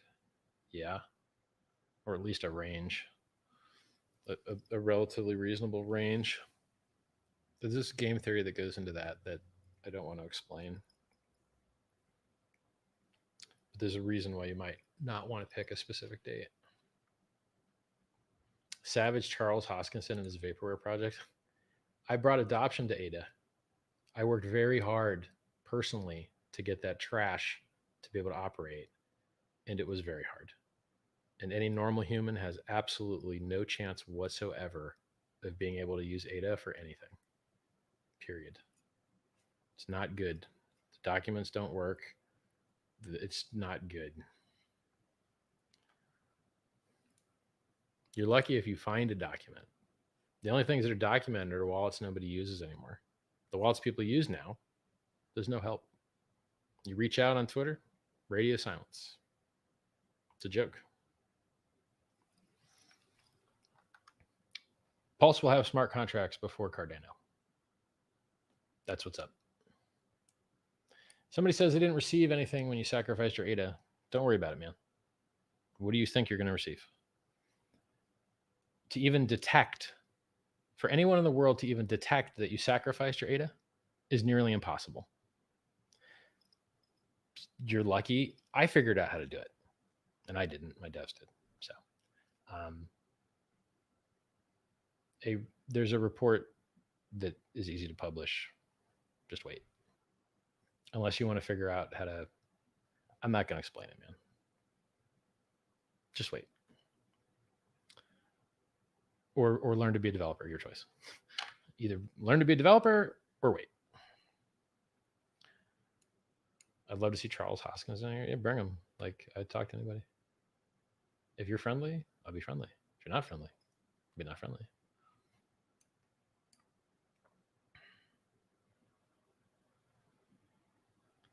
Richard, can you tell me more about that Jewish kid teaching young kids to gamble? Well, first of all, I love Jewish people. I think they're the smartest people in the world, literally. You want medicine? Everybody's Jewish. Doctors are all Jewish. Researchers are all Jewish. Company that makes the devices is all Jewish. You want movies? All the companies that make all the movies are Jewish. All the people that write the scripts are Jewish. All the people that are acting them are Jewish. You want comedy? Scriptwriters, Jewish. The comedians themselves, Jewish. I mean, even Louis C.K., I believe, is actually of Jewish ancestry with his red hair. He's like Jewish Mexican ancestry, even Louis C.K. Or the C.K. is like Polish or Hungarian that then went to Mexico. And anyway, so my school that I went to, gifted kids school, everybody's Jewish. So I know how to say, like I've been to a bunch of bar mitzvahs and whatnot. And so I basically went to elementary school that was all black, middle school that was all Jewish. It was hilarious. And the guy that invented the new math that was taught at my insanely smart middle school was named Bert Kaufman. Jewish dude. Best education I ever got in my entire life. My middle school was better than high school and college combined. We learned set theory and logic before math. We learned scheme programming, a dialect of Lisp, the most powerful programming language in the world. Like insanity. I still remember modus ponens, modus tollens, syllogistic inference from 6th grade. So I had a very strong logical upbringing. So the reason that I mentioned the Jewish thing, even though I respect them as like the most productive people in the history of the world, they are usually like friendly. So when you see Eric Weinstein interacting with people on live stream, unless it's with his brother, he kind of tends to supplicate and want to be friends. But then with his brother, Brett, he kind of bosses him around a little bit. And so to have Sam Bankman-Fried, who sleeps on a beanbag and looks friendly, wears t-shirts, looks like a nice young kid, he's got curly hair and stuff, donates to charity, supports a democratic cause. That's nice. But that money that you're giving away comes on the ruined dreams of normal people who are destroyed and victimized by the most harmful thing anyone could possibly do for their finances, which is margin trading. And so you have an obligation, if you care about your fellow man, to see them not destroyed. And I don't know, other than hard drugs, of something more destructive to a person than trading and gambling. Drugs, gambling, trading. Is there some other, like maybe smoking, maybe alcohol, but that's all kind of drug stuff. You're promoting one of the worst things in the world for human beings. And so you give a little bit of money away to charity. You're doing more harm than good, man. And the more ads they buy, the more harm they'll do. You know who does a lot of ads? eToro. I met the founder of eToro back in 2013 at Bitcoin conference in Amsterdam. Sat next to each other at the Mastercoin dinner. Those guys at the top of their website have to write 67% of our users lose money with us. And that hides the fact that the losers that lose so vastly much more than the few guys lucky enough to win. It's disgusting. And where do they advertise? Everywhere. And so what do?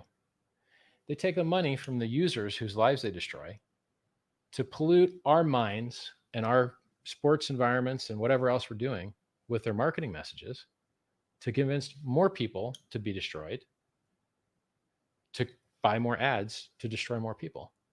It's disgusting. That is not a good world. A good world is where somehow magically some can afford to advertise something good into the world. But it's hard to monetize. Telling people how to live better lives, it's hard to monetize. I give it away for free. My books are for free. My YouTube channels are free. My price calls are for free. The coins I hand out, free. You want Pulse? Have Ethereum. You get free Pulse. You want ERC20s? Have 10,000 ERC20s. You want Hex? Free claim as a Bitcoin holder. 300,000 Bitcoin holders did, or 300,000 Bitcoin worth of holders. I'm the giving tree of crypto. And I just also happen to make sick price calls. And I just also happen to be able to teach you a million things about a million different parts of life. So I think the sacrifice phase did a lot of good. And I'd like to see more good done in the world. So that's what we're aiming for.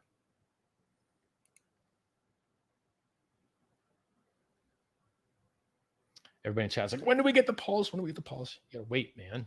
You'll get your free coins when they're ready.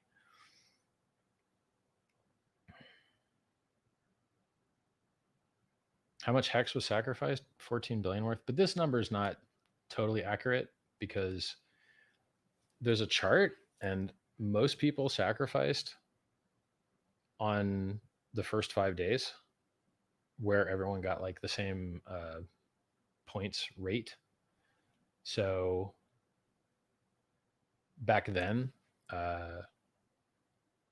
so the price in Hex had went to 22 or like 21.7 or 22.2, something like that cents. And then it dipped, then it came back up, and now it's making a bull flag.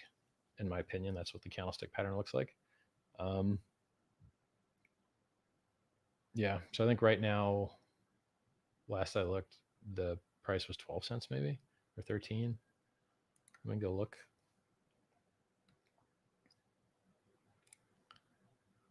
It's 11.8 right now.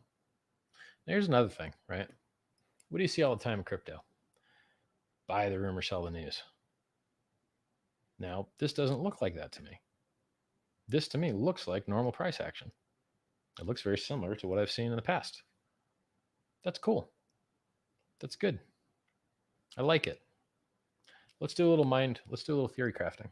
Now I'm going to be very delicate with this because I don't make forward-looking price statements for Pulse. Don't make forward-looking price statements for Hex. I'm happy to talk about Bitcoin and Ethereum. I didn't found those.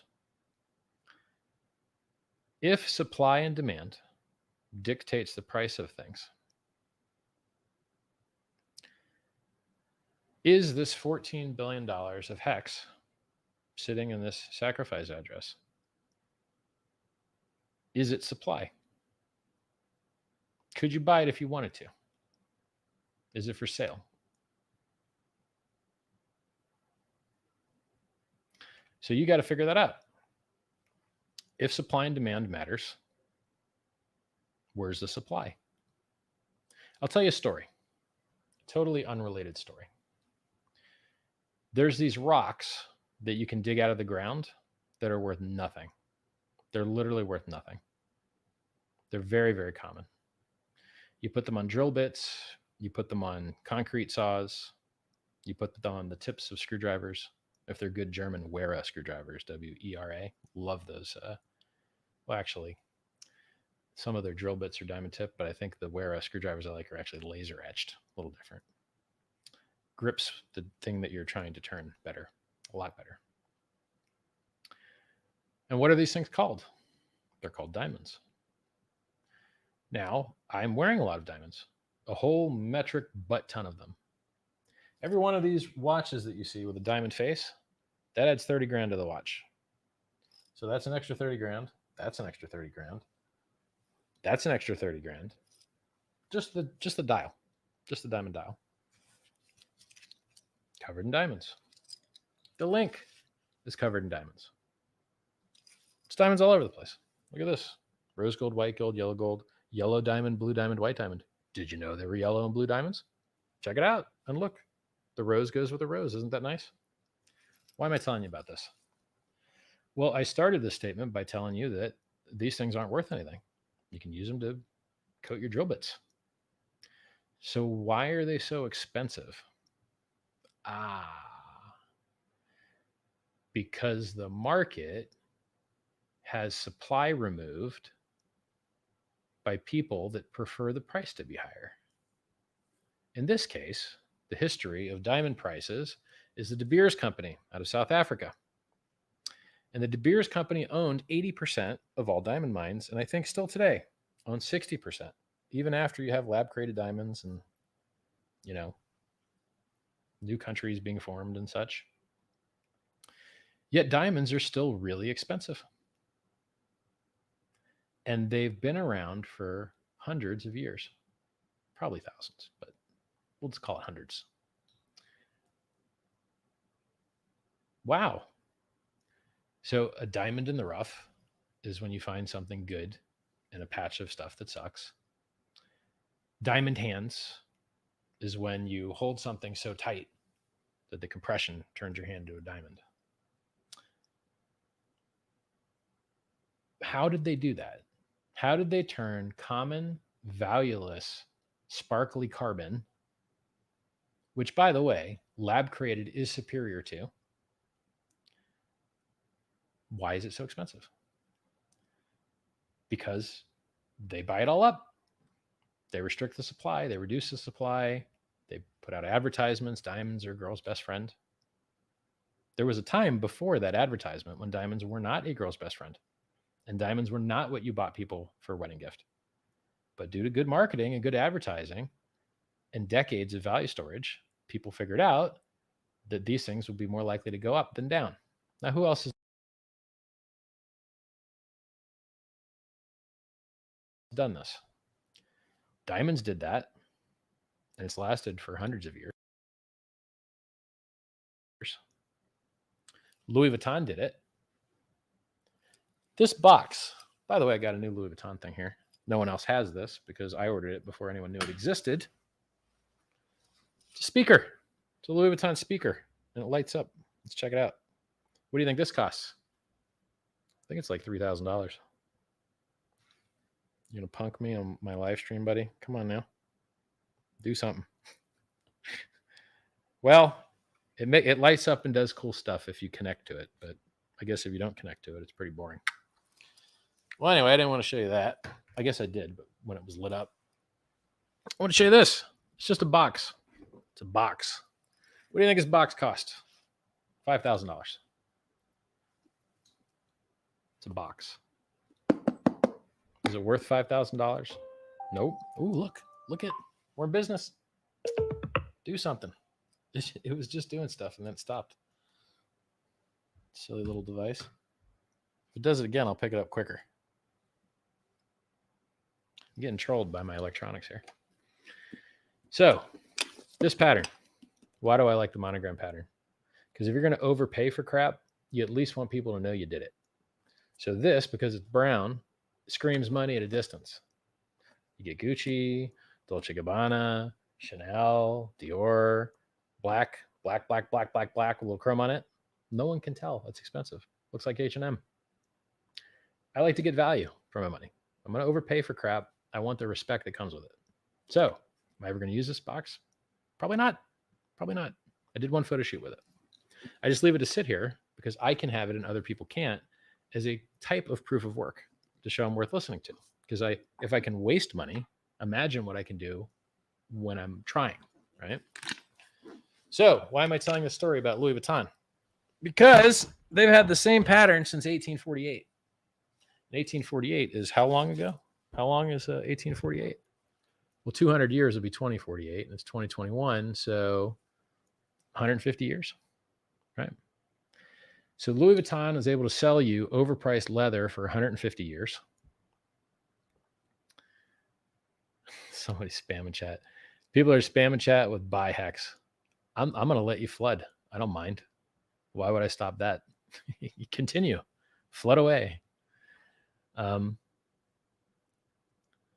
don't know. Maybe there's some exploit where this is harmful. Mods, attack. I'll put on slow mode. Is that a thing? Is there slow mode in this chat? Never tried it. Yeah, I don't know, like, manage to do. I don't know if there's a slow mode, guys. You make me Google this crap. It looks like the mods got it. You get them, mods. People that are flooding, just ban them just in case there's some like unknown threat. It should just get them banned, but who knows?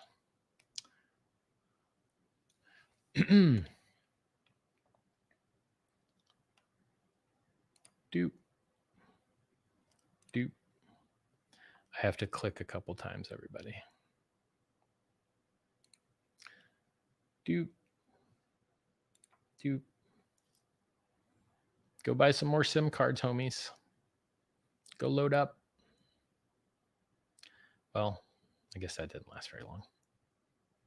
Back to what we were talking about, Louis Vuitton. So what I'm explaining to you is how to create lasting value for crap that is otherwise worthless for hundreds of years. The De Beers company did it with diamonds. Louis Vuitton did it with leather goods. And Rolex did it with watches. These watches don't even tell time well. They're rated for plus or minus 2 seconds a day. Your cheapest, crappiest quartz watch is rated at plus and minus 0. It ain't gaining or losing time at all. It doesn't care how you shake it or what orientation it's in or whether you hit vibrating things. Quartz is a vastly superior technology. But the problem with quartz is you can't use it to show how much more money than you have to somebody else. Or taste. Yeah, taste. Haha, good one.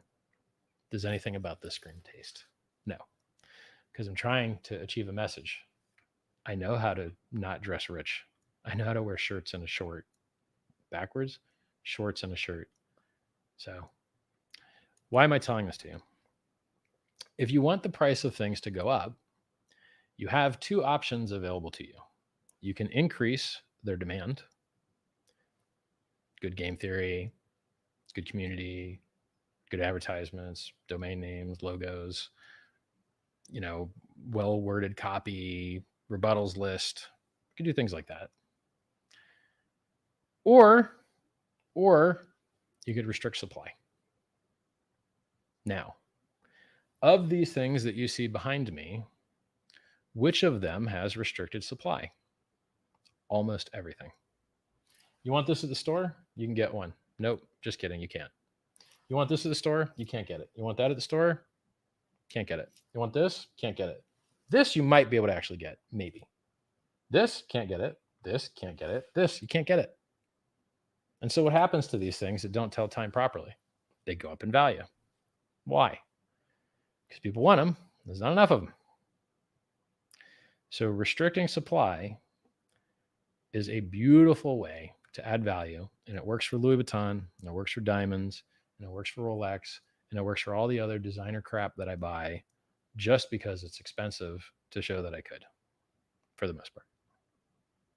Everything's monogram. Why? Because the stupid people looking at me don't otherwise know that it's expensive. So I have to beat them over the head with the monograms so that they know. Now, at some point, you'd think that,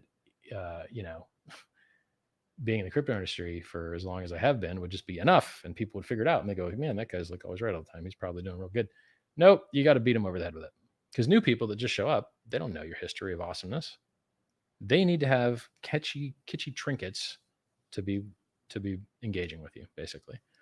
So if you look at my stats on Twitter and YouTube, they're going up faster than they've ever gone before.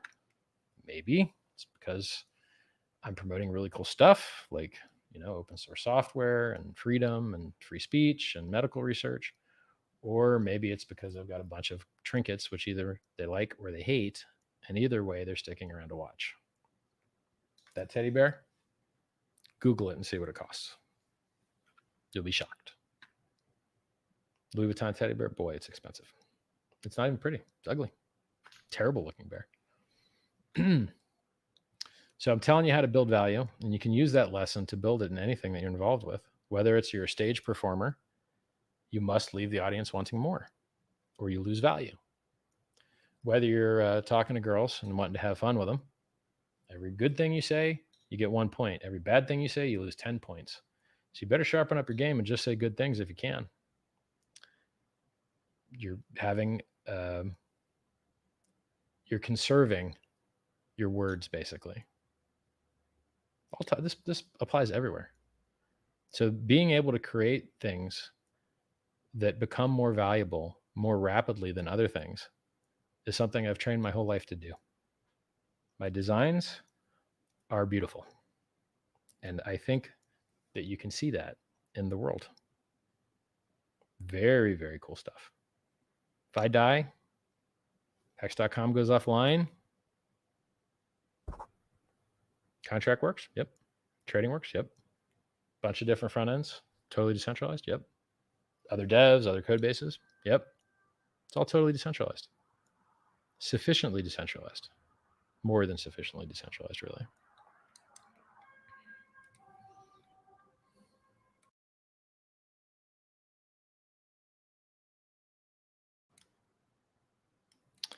Any other good questions, guys? Because I got to tell you, I've been up a real long time, man. I hope you guys click like. I hope you click subscribe. I hope you went to twitter.com, Richard Hart Win.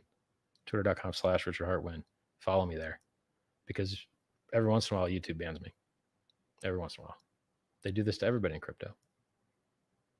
It's not fair. It's not nice. And there's nothing you can do about it. So it's very important that you follow me on more than one channel so that one of those channels fails. You have a window of time to communicate on the one that hasn't failed to where the next place to roll over to will be. Yeah. Any other questions, guys?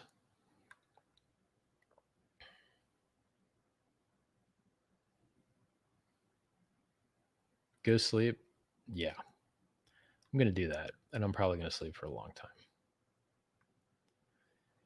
Sci-Vibe book. Yeah. Go read my free book, guys. There's 2 of them.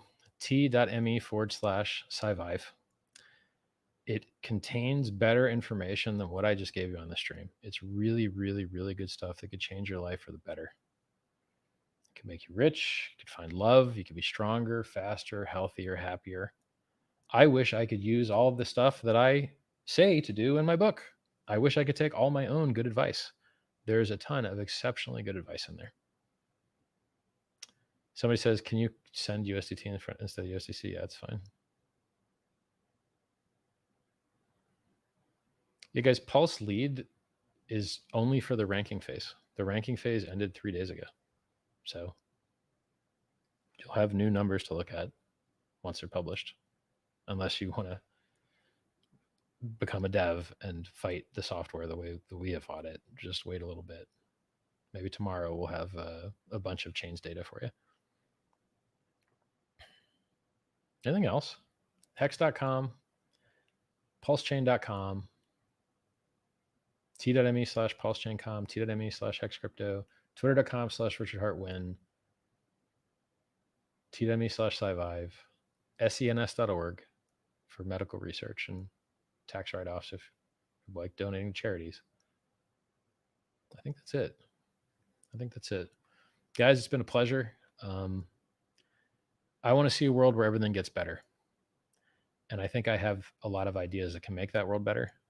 And I think I've got the right community to get those ideas out into the world. So I think the end of 2021 here and 2022 is going to be real amazing. That's my opinion. All right, guys, I'm going to drop a link in chat here. I can't even type. That's how tired I am. Wow. Boom.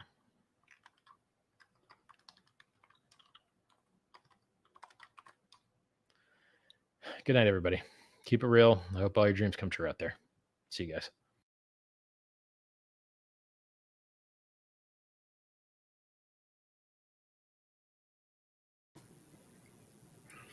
Yo. Well, that was an awesome stream. We still there? I think we still got 60 something people here. You there, Joe?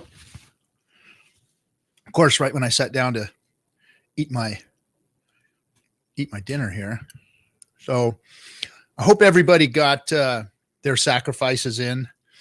My son waited till the last minute to put one in, his last one anyway. And timer was clicking over when he when his transaction went through. So that was cutting it close. We'll see how it all goes. But anyway, that was an epic stream. I lost Hexo, I lost Kinetics, and Joe's still sitting there, but I don't know where he is. Somebody said, I'm doing my sacrifice tomorrow. Oof, that's going to suck. Yo, what's up, bro? Yo, bro. Sorry, I was trying to get my last minute sacks in. I thought I'd try one from the Saker app. Yeah, how'd it go? Did you get in? Yeah, man, it went smooth. It took a couple minutes, and I started getting a little worried, but like 4 minutes to spare, we got it done. For your last night sacks, if anybody did sack for the last night here, I mean, the pump was amazing. It was like you could almost watch it, time it, get in, get out, done, and then it dumped, buy back in some. With the Staker app, you can't adjust the gas, can you? I just started using it, so I'm not sure. Are you able to up it? Yeah, that's where my son had a problem. He did it from Staker app, and it ticked over. His transaction went right as it ticked over, and I don't know what's going to happen if it's a little bit late or whatever. I don't know what's going to happen. Well, it depends on when the first confirmation is. We'll have to ask Steph and Firebun if their side, the UI just isn't reading that it's it's a done deal until it's been confirmed several times. But as long as that first confirmation was before the end of the sacrifice period, I bet he gets credit for it. Yeah, that makes sense. That's cool. Yeah, because I'd sure hate for that to just be gone. Oof.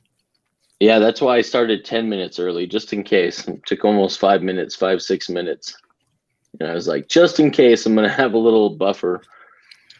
Yeah. And I wish I had done it a couple minutes sooner than that, actually, because then my 30-minute twop would have been a little bit better because it started dumping at the end there. Yeah. Yep. I put mine in right at 15 minutes left. And nice. That's a good one. You're going to be happy with that. Yeah. So I waited. It was like 17 minutes, 16 minutes. And I was like, nah, I ain't messing around with this thing anymore. Yeah. Went through pretty quick though, because $7 for gas, and it went through within like a minute both times I did it. Yeah. Hey, I got one thing to say though. A whale bot, snitches get stitches. All right, motherfucker. Was Whalebot taking some time off the past couple of days as far as big buys and big sells? When the OA started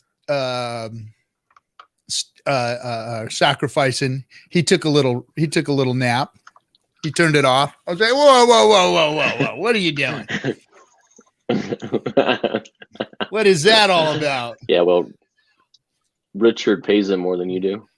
No, I'm just kidding.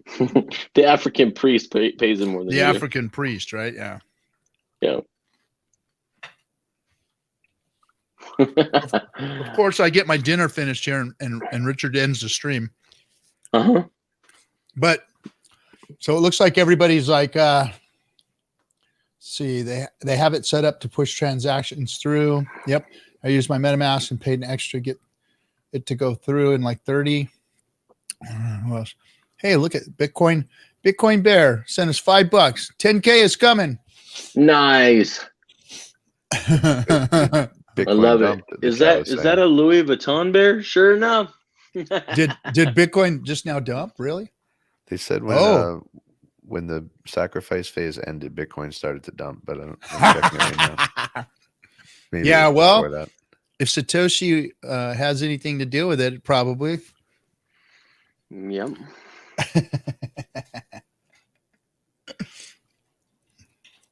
That was a great stream, though. That was a great stream. Dude, he's like, I'm going to just start, I'm done with this respect thing. It's all fisticuffs off. Time to go.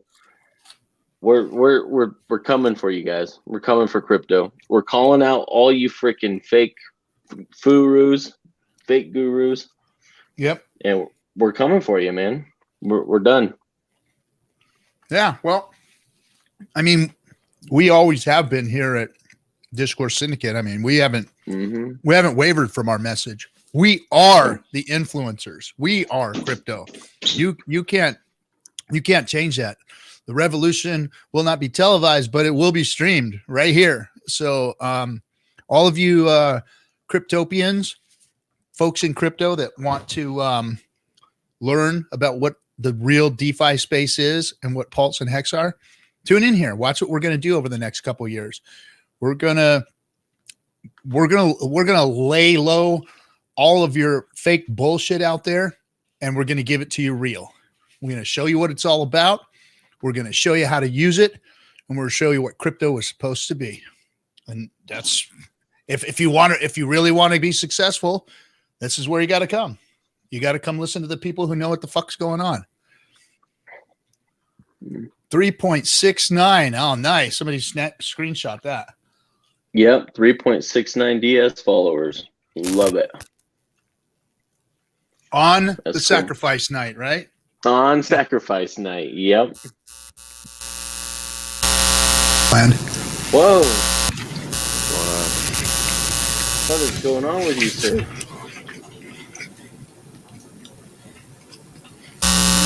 So, RG, I think that's you. Hey, unplug the guitar from the amp. I think I can't hear what's going on. I have the YouTube running still. Dude, you got like major feedback in your voice dude, I think you're operating out of your microphone on your computer now.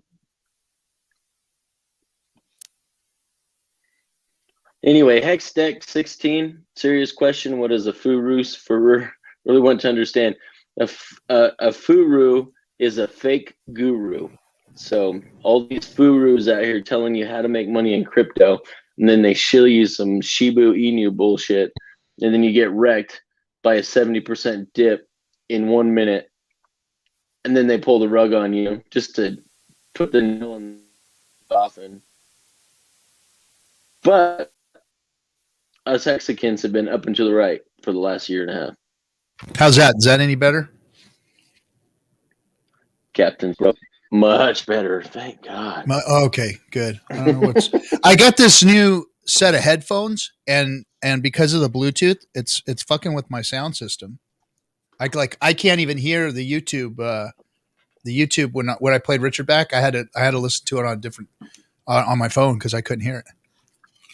Really?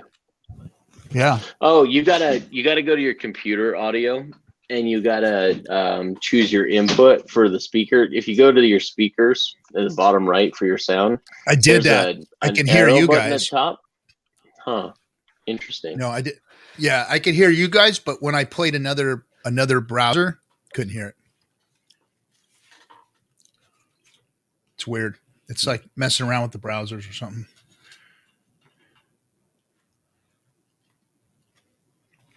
Well, so now it's going to be 60 days of speculation and waiting for everybody.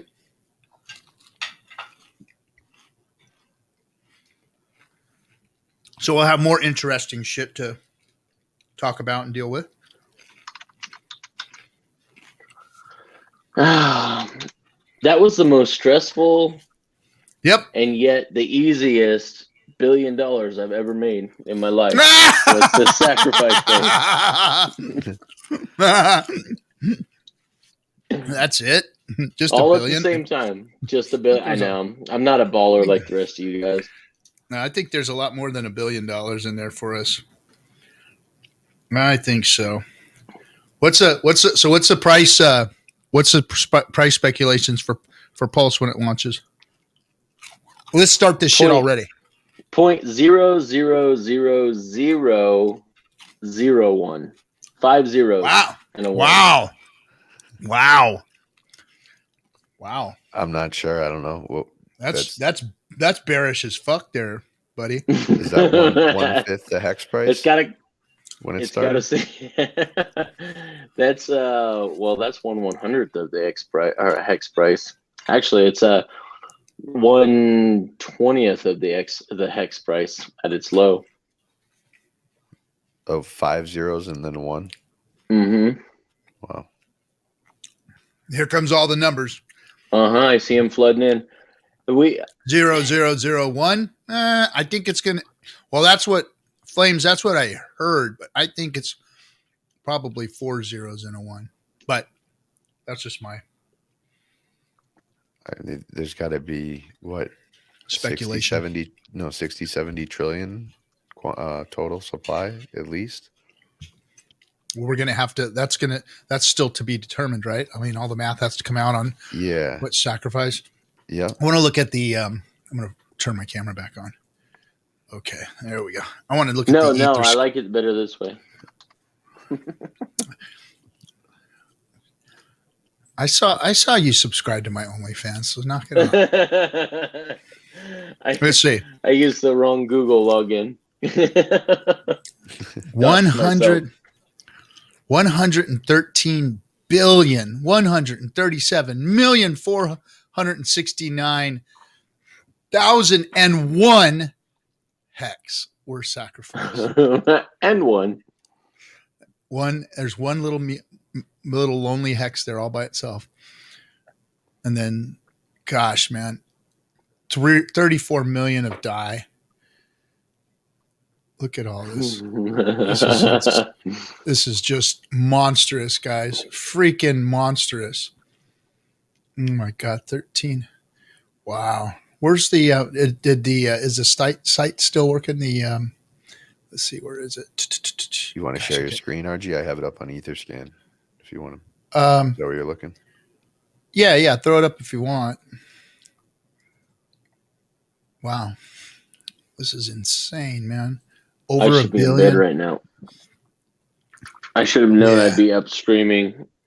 I should have known. Let's see. Hexdeck, thanks for all the kind words there, buddy. You've been really you and D'Artagnan are like my two biggest fans. D'Artagnan always makes the captain feel like he's special. He's my man. Well, it just really surprises me because, Hexdeck seems like such a smart guy. And for some reason, he likes you. Who's that? Hexdeck? Hexdeck. Yeah. Hexdeck 16. Yeah.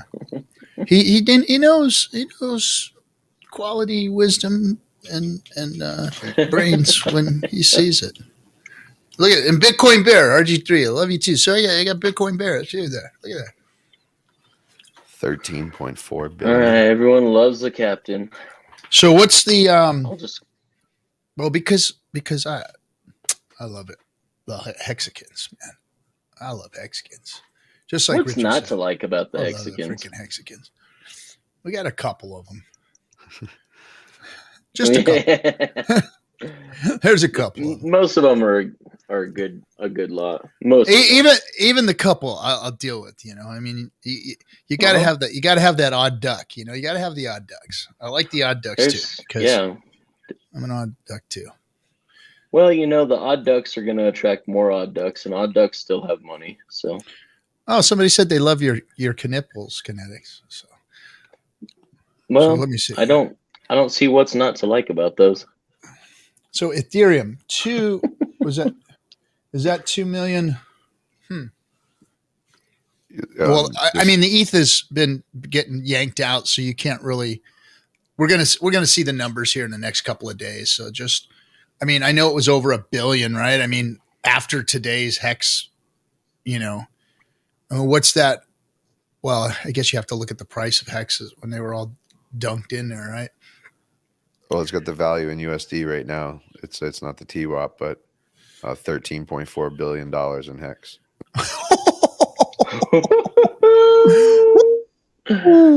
Wow. This is epic, man. This is just fucking epic. I mean, that's historical shit right there. For one, Richard's brilliant. You know, so he puts out the highest appreciating asset ever and then convinces us all to give it back to him. Bravo.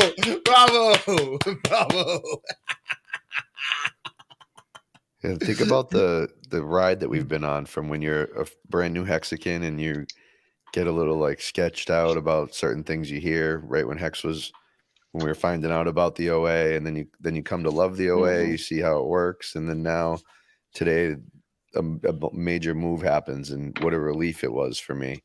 You know, it was like a complete full circle, like to just go through this. It was some amazing. validation. Yeah. Mm-hmm. Yeah. Thankfully the OA did what it did from what it appears. Guys, anyone that from now on, there's not enough liquidity.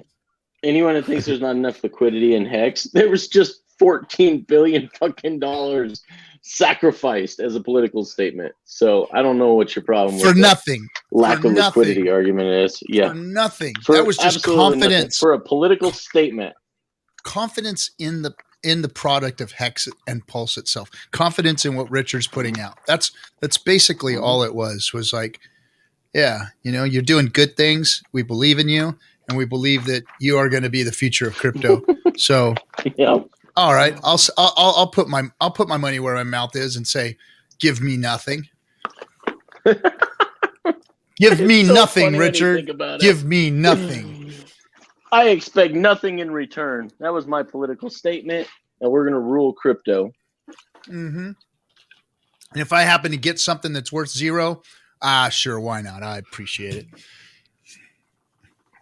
Wow. Just the wave of hexagons giving back. What an awesome deal this was. Freaking A, man.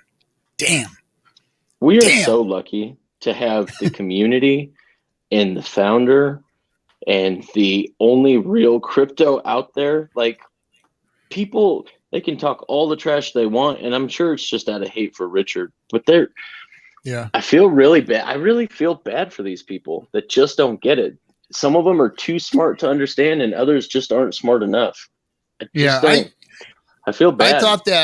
I thought that about Eric Wall until he kind of like started smartening up, you know, because he came across really condescending. I think that might just be his attitude, but he's a smart guy. I've always thought he's a really smart guy in crypto, and the shit that spewed out of his mouth, the first interview he did with Richard was like, okay, well, I mean, I get it. Every crypto project in the world is a scam and bullshit. And it probably did sound bad at first, but he came around, and like I went into the chat and they just posted in the chat. When I went into the chat and I went to go promote the show today, and when I was promoting the show, I dropped it in there, and Eric Wall was in there talking. Right when I dropped it in, I was like, "Oh, look who's here!" And he was in there talking in the chat. So that was in the audio chat or the text chat. Look, RG3. Look in the trading chat room. Let me see here. Trading chat room right now. Hex trading. How about Hex to the moon? Liquidated. Well, wrecked. OKX liquidated. ETH futures. So of the billion sacrificed today. Did I get kicked? Someone kicked me out of hate trading. Just kidding. You got kicked out. No, I'm here. We had a major sweep today, Kinetics. I got swept up. Yep. I'll tell you what, if you're in the stream right now and you want to fucking hear the smartest of the smart people in Hex, go to freaking Hex Trading, because not only are they the smartest of the smart in all of crypto, but they're talking about the right shit in there. I mean, these guys really have their finger on the pulse of of what's going on in Hex and Pulse. I mean, Hex Trading is like freaking, that's where the best conversations are. If you want to hear about the technicals, if you want to hear about what's going on in the market space and how Hex and Pulse are positioned in it, those guys are freaking just, I go in there and just, I'm astounded. And nobody teases and pokes at the Bears better than T-Don. T-Don just puts the Bears to shame. I love it. Let's see. Are you reading Eric Wall's? No. Twitter? Did he pin it? It's in Hex Trading. Hextivist put pictures up, and then some other people. If you just scroll up from the bottom, it's like 20, 30 posts up. Shit, I didn't see it. I must have passed it. Hold on, let me try this again. Oh, hey. It's quite extensive. It's not just one long Twitter post. It's a couple. Oh, he did some Twitter posts. Okay. Yeah. I thought it was him in the chat room. Oh, I'm sorry. Maybe it is. I'm looking at it like I think it's Twitter. I don't know. It says you can tip. It's in wrecked Hex, plebs. I love that. By the way. That channel's funny. I wish I could speak in that channel though. I wish I wasn't muted in there, because that is hilarious. Yeah, I don't see anything. Oh shit. Do you want me to read it? Okay, yeah. Yeah. Read it out loud. Yeah, or throw it up or read it, yeah. No, I'm not really sure how to throw it up. Just hit the share button down there. Why can I not see it? I'm in Hex Trading. I don't see fuck all. You're in Hex Trading, and you went to the bottom, and then you just start scrolling up, and there's going to be a little tiny picture that says Jimmy Deegan next to it by the Hextivist at 1:36 a.m. Oh, here it is. They just posted it. Like, shut up, RG. Stop looking for it. Let's see here. Thank you, whoever did all right. That. I can just read it to you guys. Yeah, go ahead. Yeah, read it. All right. So Eric Wall says, I personally have not sacrificed, in air quotes, in parentheses, given anything to RH to participate in this, but I will keep monitoring what happens when PulseChain and Hex trade against properly valued stablecoins on PulseChain. How long can the show go on, and can the game keep morphing forever? I've made some bets with Richard that I don't think this will last longer than 6 to 9 months, but who knows? I honestly don't know what it is like when you get a large group of people to do exactly what you say, and the labyrinth innovation design space is profitable and endless. All I know is that while all the rats are running around in this maze, one person is getting extremely wealthy.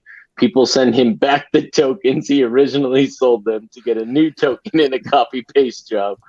Run around forever while the house keeps winning and see what happens. I don't know, man. My gains are looking pretty real right now. Well, that's the thing. Like, okay. Go ahead. I was gonna say, you know why that sucks as a comment? Because we can see right through it, but other people can't, and they hear that, and they're gonna get turned off, and that's what's unfair. Is that's a ridiculous statement when you don't have all the knowledge, Yeah. So I guess he's not coming to. He's still bearish. That's okay though. That's okay, Eric. You go ahead and do that, and I'm going to keep stacking chips on your ass, and we'll see how things go. We shall meet one day. We shall meet. I know that. I'm going to be at some of these events. I can't wait to troll these events. I'm going to go troll these events. I'm going to go see you guys, and we're going to be representing who we are, and you guys ain't going to have nothing to say about it. I thought he was really trying to make waves with our community. Isn't that the same guy that kind of had some conflict on Twitter, and then he showed massive support for Hex? Wasn't that him? Well, it wasn't massive support. He honored his bet. Oh, that's right. He honored his bet, and there's a couple of others that kind of like supported a little better, but he didn't. He's still a little bearish and still a little what do you call it? Snide.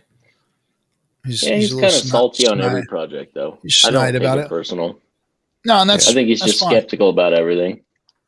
Yeah, he's that guy that can be or should be or whatever, and that's fine. I'm not. Okay. Hex Kong made him the glasses, right? And he wore the glasses on his profile picture. That's what yes. Yeah. Yes. Okay. Hex eyeballs. Yeah, he had laser hex eyes or hex eyeballs. Yeah. All right, guys. Anybody see anything that Richard talked about that they want to talk about?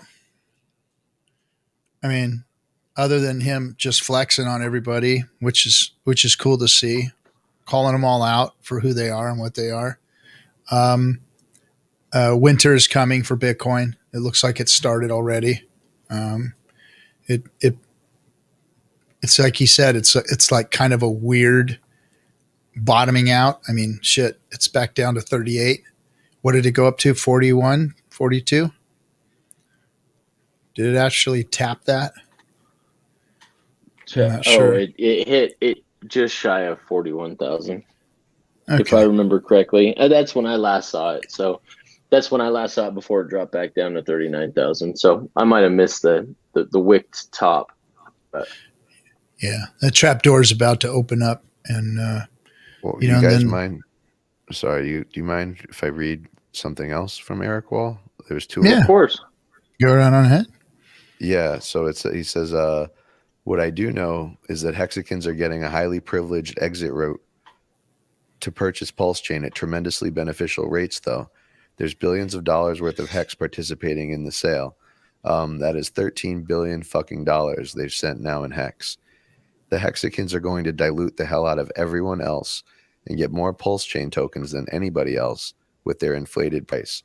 Also, when the PulseChain launches, the only tokens that will work on this EVM copy, the whole Ethereum state is copied, is Pulse and Hex, which means that every working, non-Oracle dependent AMM in this EVM roller coaster graveyard that doesn't immediately collapse should be emptied on all its semi-useless garbage ERC20 copies to buy PulseChain and Hex until reliable stables are bridged over, I guess.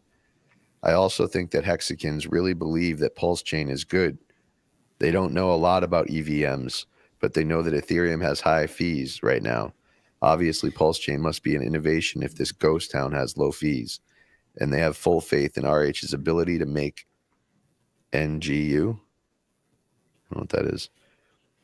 So in conclusion, I think all of this required a lot of coordination in Hex holders unless someone kept bidding the price up to follow instructions about what to do from RH and believe in the plan. It's a rare thing to see in crypto that you'll have such coordinated actors. Well, I mean, if EVMs are working, they're fucking working, Eric. They work. Why would this one not work? Mm-hmm. I don't understand the whole EVM. Like Ethereum works, and so the fees are bad. So it looks like maybe Matic works, BSC works. They all work. So what the hell are you talking about? You know what? If you don't know what's an EVM, what the fuck? I don't understand But what you're this one saying, doesn't bro. have admin keys.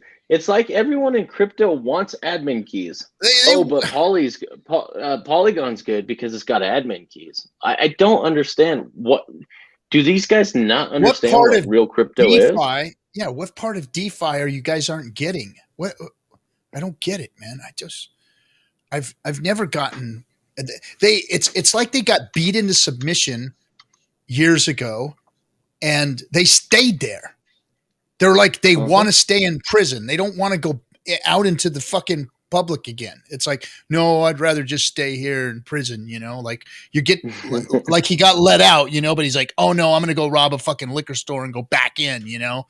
That's kind of what they're doing here. It's like they want to go back, the battered woman syndrome. They're just fucking going back for it.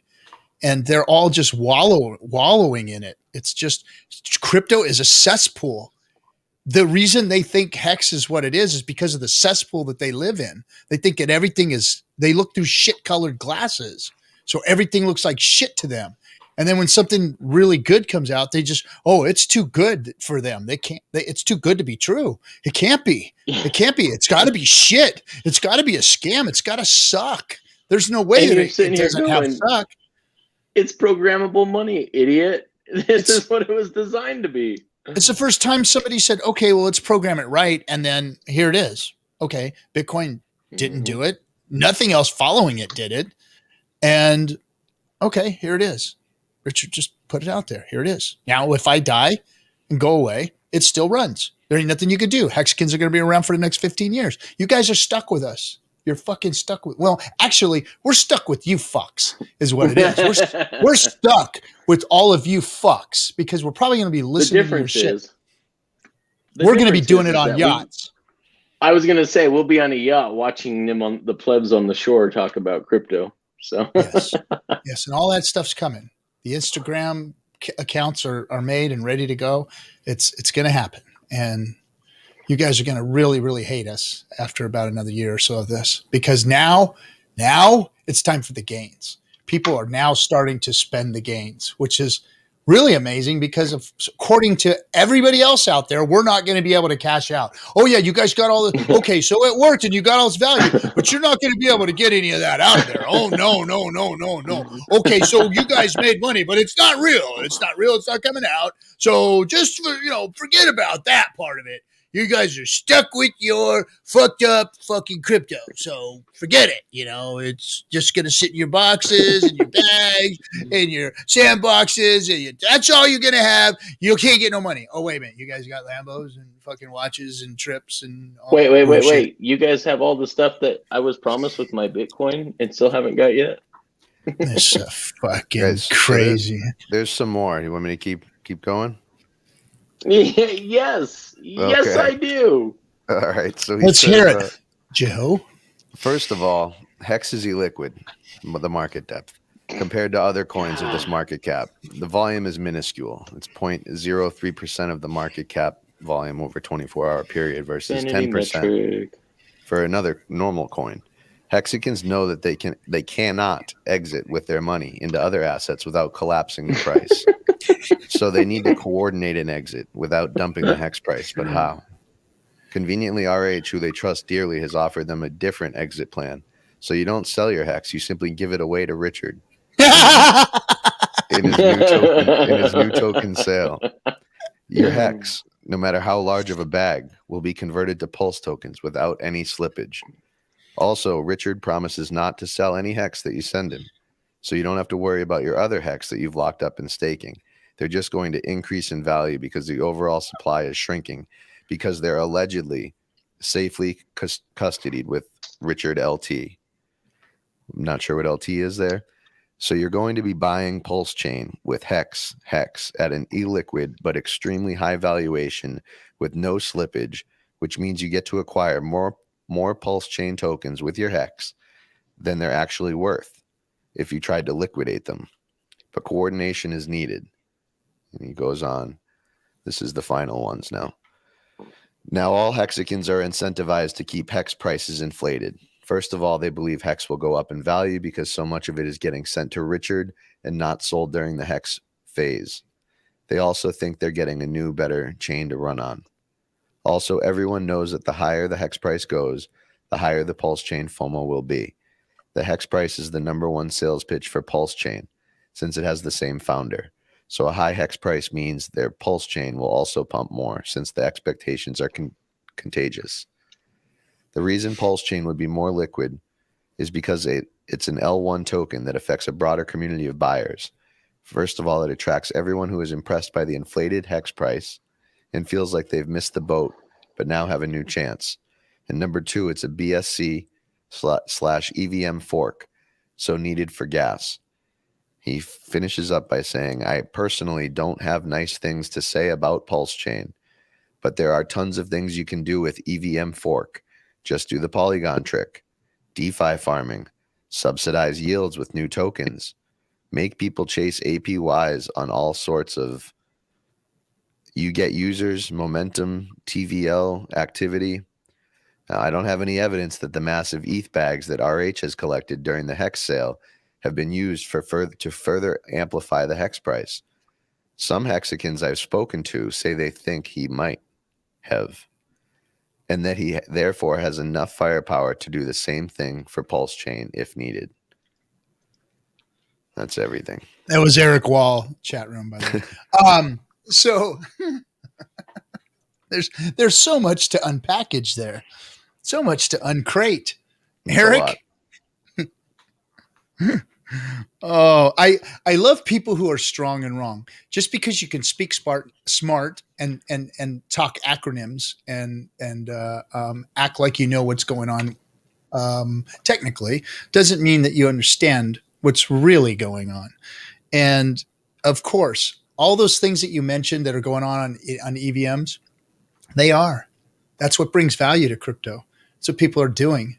They're testing things out. They're making financial products. Are there scams involved in all of it? Of course there is. Are there people playing tricks? Of course there is. They've been doing that from the beginning of time, and they've been doing it from the beginning of crypto. We've got a bunch of PT Barnums in here. Of course we do.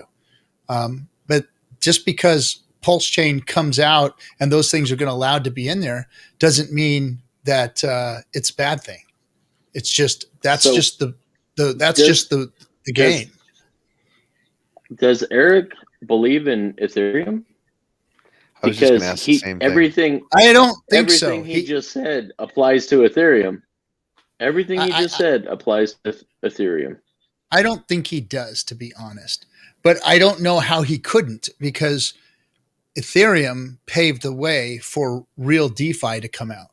And Bitcoin didn't do that. Bitcoin isn't programmable money. Bitcoin didn't create programmable contracts or anything like that. Fucking Vitalik did that. So yay, Vitalik. He did something good. And that should have been the next step in crypto, right, Eric? Right? That you can program it, that you can do what you want now with crypto versus staying back in the fucking dark ages with the bullshit that doesn't work. Okay, so let's move forward. So Ethereum came out with smart contracts and did it pretty good. Cleaned up their mess, cleaned up their act, made it work. But they still held on to the fucking mining protocols. They still allowed that to affect them. They couldn't advance. So what did Richard do? So I'm gonna fork it, because what were people trying? Well, let's fork it and see what we can do if we can change this a little bit. So it started working. And so what did Richard say? Well, let's one up it all. Let's fork it and let's do it the right way. Bring the whole system state over and put some bells and whistles on it and make it work proper for people. That's all crypto needed. It needs some anonymity. It needs some security. It needs a nice chain to run on with low fees, fast. And you need a financial product that can replace the bullshit that's going on out there in finance. And Richard did that. So why can't the guy get some props for that? It doesn't take a fucking real brilliant guy with a strong and wrong attitude to fucking figure that out. That's all you are, Eric, is strong and wrong. Give a fuck what you say or how you say it. It doesn't make you right. You can sit there and act like you're right all you want. It doesn't make you right. And as far as us not being able to cash out, well, I'm not gonna, all I can say is Yeah, you can. You can. Significant amounts. And guess what? It doesn't crash the price. So my golden sorry. yacht will be here in 2 weeks. You know, I don't know. And you know, all of the things that that Richard has done with the Sens Found. I mean, that alone, you know, whether you believe in that charity or not, or whether that's your favorite charity or not, I'm gonna be completely 100% honest. It is not my favorite charity. It's not. I'm going to give some money to another charity that I want to give my money to. But I also donated to the Sens Foundation. Why? Because it is a good cause. And it's, you know, it's beneficial for you if there might be some kind of a tax advantage to it because of it being a 501c3. So you can do good and be strategic at the same time. So, and that's, I think, what you were doing. Of course. And but I liked it. I mean, it was another way to make a statement and to help out. So yeah, bravo. Good job. I mean, too much is given, much is expected. You won't see any of the benefits in your lifetime from the Sins Work Foundation, but you know, all of us young guys, we're gonna really benefit from it. But see, the problem is, see, Richard said you when they fix you, you're at the state that you're in. Some of you motherfuckers don't want to be the age you're at in the state that you're in and stay there. I'm telling you, man. I mean, that's right. Some of you motherfuckers in your 30s and shit, you know, the 53-year-olds showing you up, man. Come on now. Get your shit together so you can take your Sens pills and stay young. And anyway. So RG, we pulled up Aubrey DeGray's new tweet. Oh, let's see it. The sacrifice phase is over. You beautiful people, over 2,000 of you, and nearly all of you new donors have donated nearly $28 million to Sens Research Foundation in the airdrop. Our work will be accelerated enormously. Thank you all and Richard so much. Oh. That's cool, man. That is cool. We're glad you're happy, Audrey. We 2,000 people. That's incredible. That is phenomenal. I love it. I think that is just a testament of how giving the Hexakin community is. Most of us. The best I felt during the entire sacrifice phase was better than getting any point of entry was just to sacrifice. Just how I felt after that. I felt like I did something that wasn't just all about me and my family right now. You know, it was more than that. Yeah. My first hex spent was to two charities, and I feel fucking really good about that. You know, awesome. That's why, what we've planned for the Hex convention. We're going to the first day that we all get there, we're going to do some type of charity work. We're going to have buses that are going to take us to a location, and we're going to do something for the first, few hours of the day. Helping a school, feeding some people, painting something. We're going to do something for the community out there, and then we'll kick off our convention. So. I think that too much is given, much is expected, and we should do that. So, I mean, not everybody has to feel that way, but I do. It sounds like it'd be a lot of fun and helping people at the same time. Should be. Yep. Yeah. It's. I wanted to put. I wanted to read that real quick. I'm sorry. This explained that really, really well. Oops. Sorry, I did it again. You there? That's all right. There we go. Eric is intellectually dishonest. I like that. Because I don't want to call him a liar, but the way he talks and the way he speaks, he uses his intellect to try and lie about something. That's what he just did. He used his intellect and his speak to lie about something that he either doesn't know about or he's trying to be deceptive about it. So, yeah, you're too smart to not know what this is about, Eric. So you are being intellectually dishonest. I like that versus calling him a fucking liar. RH is successful because he creates utility, a strong community, and fills a hole. That's exactly what he has done.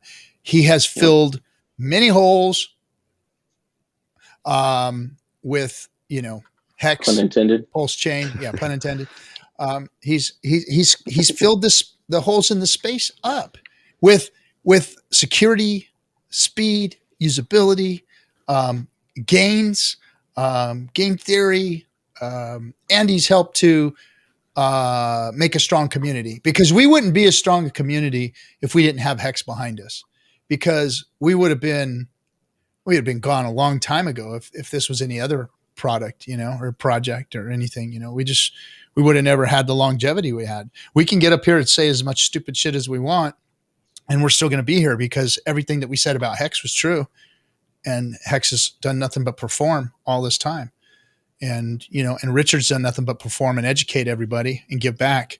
So it's been just a win-win, and nobody can stop the momentum of this community and what we're doing, because we got Hex behind us, and then we're going to have Pulse behind us. So, man, I'm sorry, crypto, but you guys are in for a fucking rude awakening, man. Hexkins are taking over.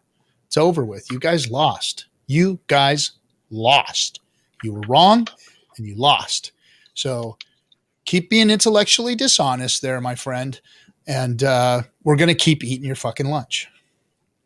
This is where I sort of struggle, because I feel like these are kind of like, well, fighting words. You know what I mean? These attacking what we know is not, things that we believe in, that we've exemplified in our lives, that are positive behavior changes on so many levels. And to have that perspective broadcast it's dangerous, because my experience in this space was completely opposite to what he's saying. And, I believe that, just so grateful to be here, and to have somebody come and basically shit on that. It's concerning. It's if I didn't know people, that sold Hex, right? I'm going to be in 2 weeks. I'll be able to sell my first Hex, because I'll have been in for a year now. So I haven't sold any. Congratulations, Joe. That's thank awesome, you. man. I'm looking forward to it, and I can but I see it happen all the time, and I know that it's real, and it's just hard for me to see that. What are we supposed to do now that he does this publicly again? Is we just give him another chance, right? I mean, that's what we're supposed to do. But when do we stop? We ghost him on our end, and he just keeps advertising for us, because the percentage of the people, click on how many followers he has, a percentage of those people, it's a mathematical fact. A percentage of those people are going to invest in Hex just because he brought it to everybody's attention. Yeah. So we'll gladly take his users, and the ones that don't believe aren't going to be believers anyway. So there's no point in trying to convince them. Those who do their research, like you and I and Captain have done here, Joe, going to be believers long-term with us, and we'll welcome them in Hexarico when they're ready. That's right. Yep. Yeah. I can see he's serving a purpose, and it's I guess I just want to thank him as well, because it was people like that drove me into the Hexican family when I first found Hex and Richard Hart. It was those people like that they evoke emotion. It is giving us power, because he is a respected person in the space, and we are starting to make them look foolish or incorrect. And to be able to do that to somebody like that, by some guy who just, jumped on a YouTube stream freaking a year and a half ago, is a big fucking deal, because these guys have been running crypto for many, many years, and they haven't done it a service though. It's been a disservice what they've been doing, because they've been shilling the same old narrative. Yeah, it's been a racket. It's been a racket, and they want to keep their racket. It's a bunch of smart, nerdy guys that understand code and a little bit of game theory, but don't understand economics or how real world markets and businesses work. And then you get real guys that have experience come in. That's right. My elbows are very sharp. I cut eyebrows with them. But, I'm throwing that out there. No hate speech or anything. Just wanted people to know I have really sharp elbows. But not meaning anything by it. But, sorry, guys. Whoa, why can't I can't scroll down to the bottom comment. Sorry, guys. It doesn't Exposing it. matter, guys. We've already won. We've already won. Yeah, It's a done deal. Sound like Peter Brady down there. They're just catching up. They just got to catch I'm up so to us. tired. Yeah, My I am voice is too. not keeping up with me. All right, guys, it's been 4 hours. Richard's stream. We didn't get to stream much, but real quick, guys, we got some big things coming on the conference side.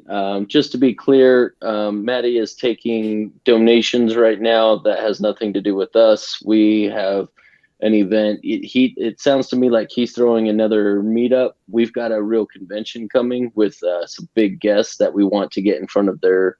We want to get in front of their communities. We want their viewers to see us, just like we want Eric Wall's viewers to see us. So, good luck to him. I hope it goes really well. You guys have fun out there doing that. We've got some really big things in the works, and we hope you guys can join us. Yep. We sure do. All right, guys. Congratulations to all of you who got to sacrifice. Whether you did it tonight or any time during the week, you're going to be really happy with how it turns out. I'm almost positive about that. Yep. Either way, you got to make your statement at whatever time and whatever place and at whatever amount of sacrifice you made. So feel good, feel proud of that. And we will see you tomorrow morning with the Wake Up Hex crew. And, the rest of the shows during the week, and we'll wrap everything up on Friday. Have a good one. We'll see you guys the next time. Outro.